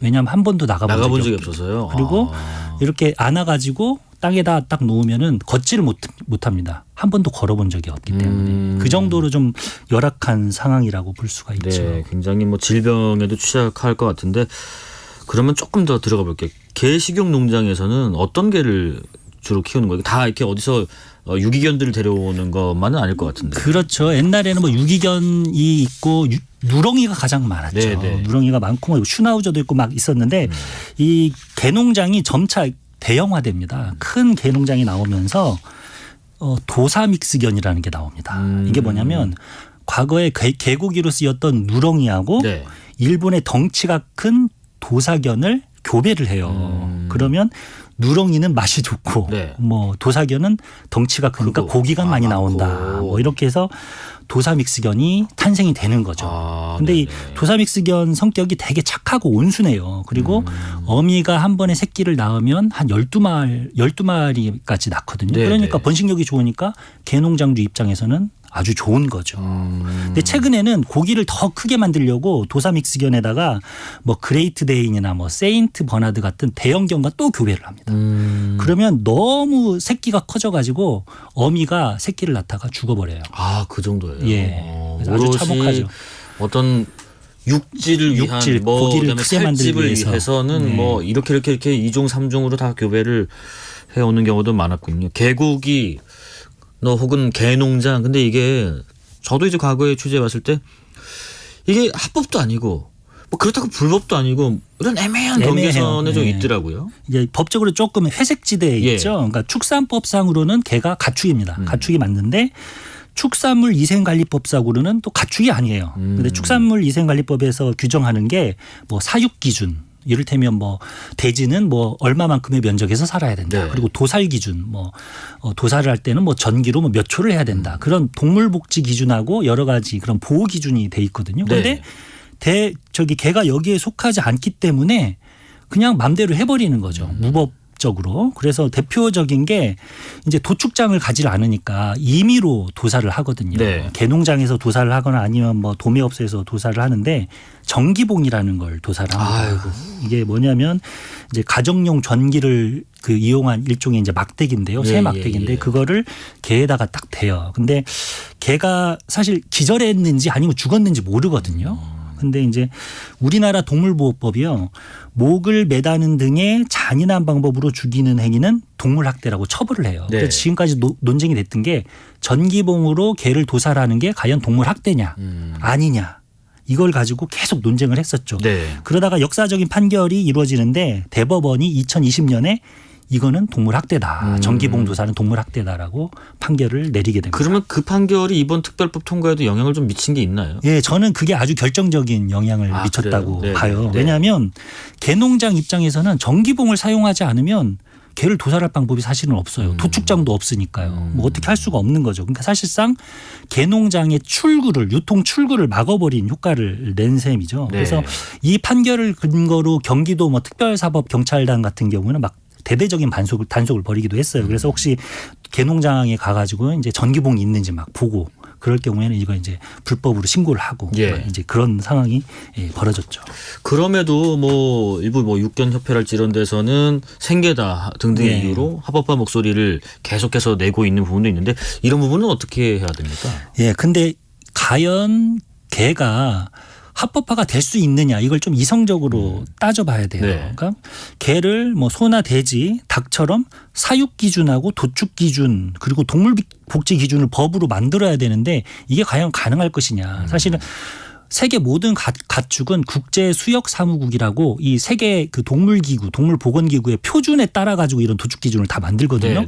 근데 세계 개를 가축으로 인정한 나라가 하나도 없어요. 그러면 우리나라가 그거를 새로운 기준을 만들어야죠. 그러면 엄청난 연구를 해야 되고 새로운 기준을 만들어야 되고 뭐 그런 문제가 있고요. 네. 또 하나는 개는 공장식으로 사육하는 게 좀 불가능해요. 얘는 막 돌아다니잖아요. 네. 뛰어다니잖아요. 근데 공장식은 좁은 공간에 이 감금해 가지고 키워야 되거든요. 그렇기 때문에 스트레스를 너무 많이 받기 때문에 사실은 이 감금 사육이 불가능하다고 볼 수 있습니다. 그리고 네. 말씀하십시오. 그리고 또 지금 같은 경우 개농장이 운영되는 이유는 비용이 적기 때문이에요. 그러니까 사실은 뭐 소나 돼지는 사료값이 이 사육 비용의 상당수를 차지하거든요. 맞아요. 근데 사료값에 요새는 또 보온 환경, 또 그렇죠. 시설 투자, 네. 설비도 하고 좀 더 이렇게 좀 친환경적인 뭐 이런 것들 때문에 많죠. 근데 이제 개는 사료를 줄 필요가 없이 이제 주변에 있는 식당이나 이런 데서 이제 음식물 쓰레기를 떼어와 가지고 먹이기 때문에 그렇죠. 근데 만약에 공장 그 개를 합법화시켰다. 그럼 사료를 먹어야 돼요. 그러면 수지타산이 안 맞겠죠. 그러니까 사실상 합법화는 현실적으로 불가능하다고 저는 보고 있습니다. 앞서 뭐 다른 나라들도 사례 말씀하셨지만은 개 식용을 법으로 금지한 나라는 또 어떤 나라들이 있나요? 예, 의외로 좀 많습니다. 대표적인 나라가 대만인데요. 2011년부터 18년까지 단계적으로 개고기 판매나 뭐 식용 목적의 도살을 금지를 했습니다. 네. 그리고 뭐 세부 사항은 조금씩 나라마다 다른데요. 홍콩은 이미 1950년에 금지를 시켰고 필리핀은 1998년, 태국은 2000년, 그리고 인도는 2011년에 금지를 시켰습니다. 조금 더 쉽게 한번 좀 설명드려보겠습니다. 특별법이 이제 공포가 되면 뭐 아까 3년 이후에도 말씀하셨지만은 앞으로 어떤 변화가 생길지요? 일단 이제 개농장들이 석 달 이내에 이제 관할 지방자치단체에 우리는 개를 키우고 있습니다. 개고기 식당 우리는 개고기를 판매하고 있습니다라고 신고를 해야 돼요. 그런 다음에 6달 이내에 개식용 종식 이행 계획서라는 걸 제출을 해요. 나는 어떤 식으로 이제 이거를 그만하겠다. 이제 이 계획서를 제출한 업체들에게 정부가 이제 일정한 기금을 전업 지원금을 줄 예정이죠. 업종을 다른 걸 바꿔라. 예, 그렇습니다. 근데 물론 보상을 둘러싼 신경전이 벌써부터 있습니다. 원래 법안에서는 정당한 보상이 이루어질 수 있도록 폐업 등에 필요한 지원을 해야 한다. 이렇게 문구가 있었는데 이 국제법제사법위원회 심의 단계에서 정당한이라는 말이 빠졌어요. 이게 정당한이라는 말이 들어가면 조금 지원금을 많이 줄 수 있다라고 과잉 지원될 수 있다는 우려가 있어가지고 네. 정당한이 빠지고 그냥 지원을 할 수 있다. 이렇게 바뀌었죠. 그래서 이미 개농장주들 모임이 육견협회라는 곳인데요. 뭐 벌써 뭐 용산 대통령실 앞에 뭐 개를 풀겠다 뭐 이런 목소리도 있어서 좀 여파를 좀 지켜봐야 될 것 같습니다. 근데 전체적으로 봤을 때는 이미 개고기 수요는 줄어든 지 오래됐고 법적으로나 산업적으로나 살아나기 힘든 구조다. 그래서 이러한 현실을 반영해서 특별법이 제정됐다고 보면 될 것 같습니다. 대한육견협회에서 개 한 마리당 최대 200만 원까지 보상해 달라고 하는데 이런 요구 수용이 좀 어려워 보이나요? 그렇죠. 그러니까 아마 이제 그 농축산식품부에서 이거를 가지고 이제 세부 계획을 만들 텐데요. 지금 개고기 한 근값이 한 4,000원 정도 하거든요. 그리고 개는 번식을 진짜 빨리 해요. 그렇기 때문에 이 보상금을 받으려고 또 번식을 시킬 수가 있거든요. 그렇기 때문에 아마 그런 것들을 막는 방안부터 해가지고 이제 과잉 지연이 되지 않도록 아마 계획을 세울 것 같습니다. 1281님께서 저도 반려견과 8년째 살고 있는데요. 함께 살다 보니 개들도 사람처럼 느끼고 생각도 하더라고요. 고통받는 개들을 생각하니 마음이 아픕니다 하셨고요. 하여튼 뭐 향후에 우리나라 여러 특별법 통과 해외에서도 좀 주목을 하는 편이겠죠. 그렇죠. 그 세계 유수 언론이 드디어 이제 한국 하면은 보통 뉴스 나오는 게 이 개고기였거든요. 그런데 이번 법 통과에서 이제 다들 기사를 썼고요. 사실은 역사적인 사건입니다. 이런 문화를 우리가 어느 정도 점진적으로 바뀌었고 이걸 또 법으로 사실상 종지부를 찍었다는 측면에서 역사적인 날이었다고 봅니다. 네. 하여튼 육견협회에서 또 향후 시위 계획도 있다 보니까 좀 진통은 예상됩니다만은 이렇게 좀 지혜롭게 상황을 좀 풀어나갔으면 하는 바람입니다. 여기까지 말씀 듣겠습니다. 지금까지 남종영 환경저널리스트였습니다. 고맙습니다. 네, 감사합니다. 문자 소개 한두 가지 드리겠습니다. 저희 청취율 조사 기간에 치킨 쿠폰 이벤트 하고 있죠. 1292님. 매일 퇴근 시간 유일하게 청취하는 뉴스레터 K 감사합니다. 오늘 오후 2시 반쯤 회사 전화로 청취율 조사 전화 받았습니다. 잘 청취하고 있다고 말씀드렸습니다. 고맙습니다. 0441님. 저는 택시기사입니다. 항상 잘 듣고 있다는 사연밖에 보낼 건 없지만 청취율 조사 전화가 오든 안 오든 저한테는 뉴스레터 K가 애청률 1위네요. 항상 수고하시고 오래 자리해 주십시오. 손님 없어서 주차해 놓고 음료수 마시면 됩니다. 운전 중에 한식은 아니고요. 손님이 없어서 조금 있으면 손님 또 오실 겁니다. 감사합니다. 오늘 뉴스레터 K 여기까지입니다. 치킨 쿠폰 받으실 분들 뉴스레터 K 홈페이지 확인해 주시고요. 오늘도 여러분과 함께 세상 읽어봤습니다. 지금까지 뉴스레터 K 김용준이었습니다. 고맙습니다.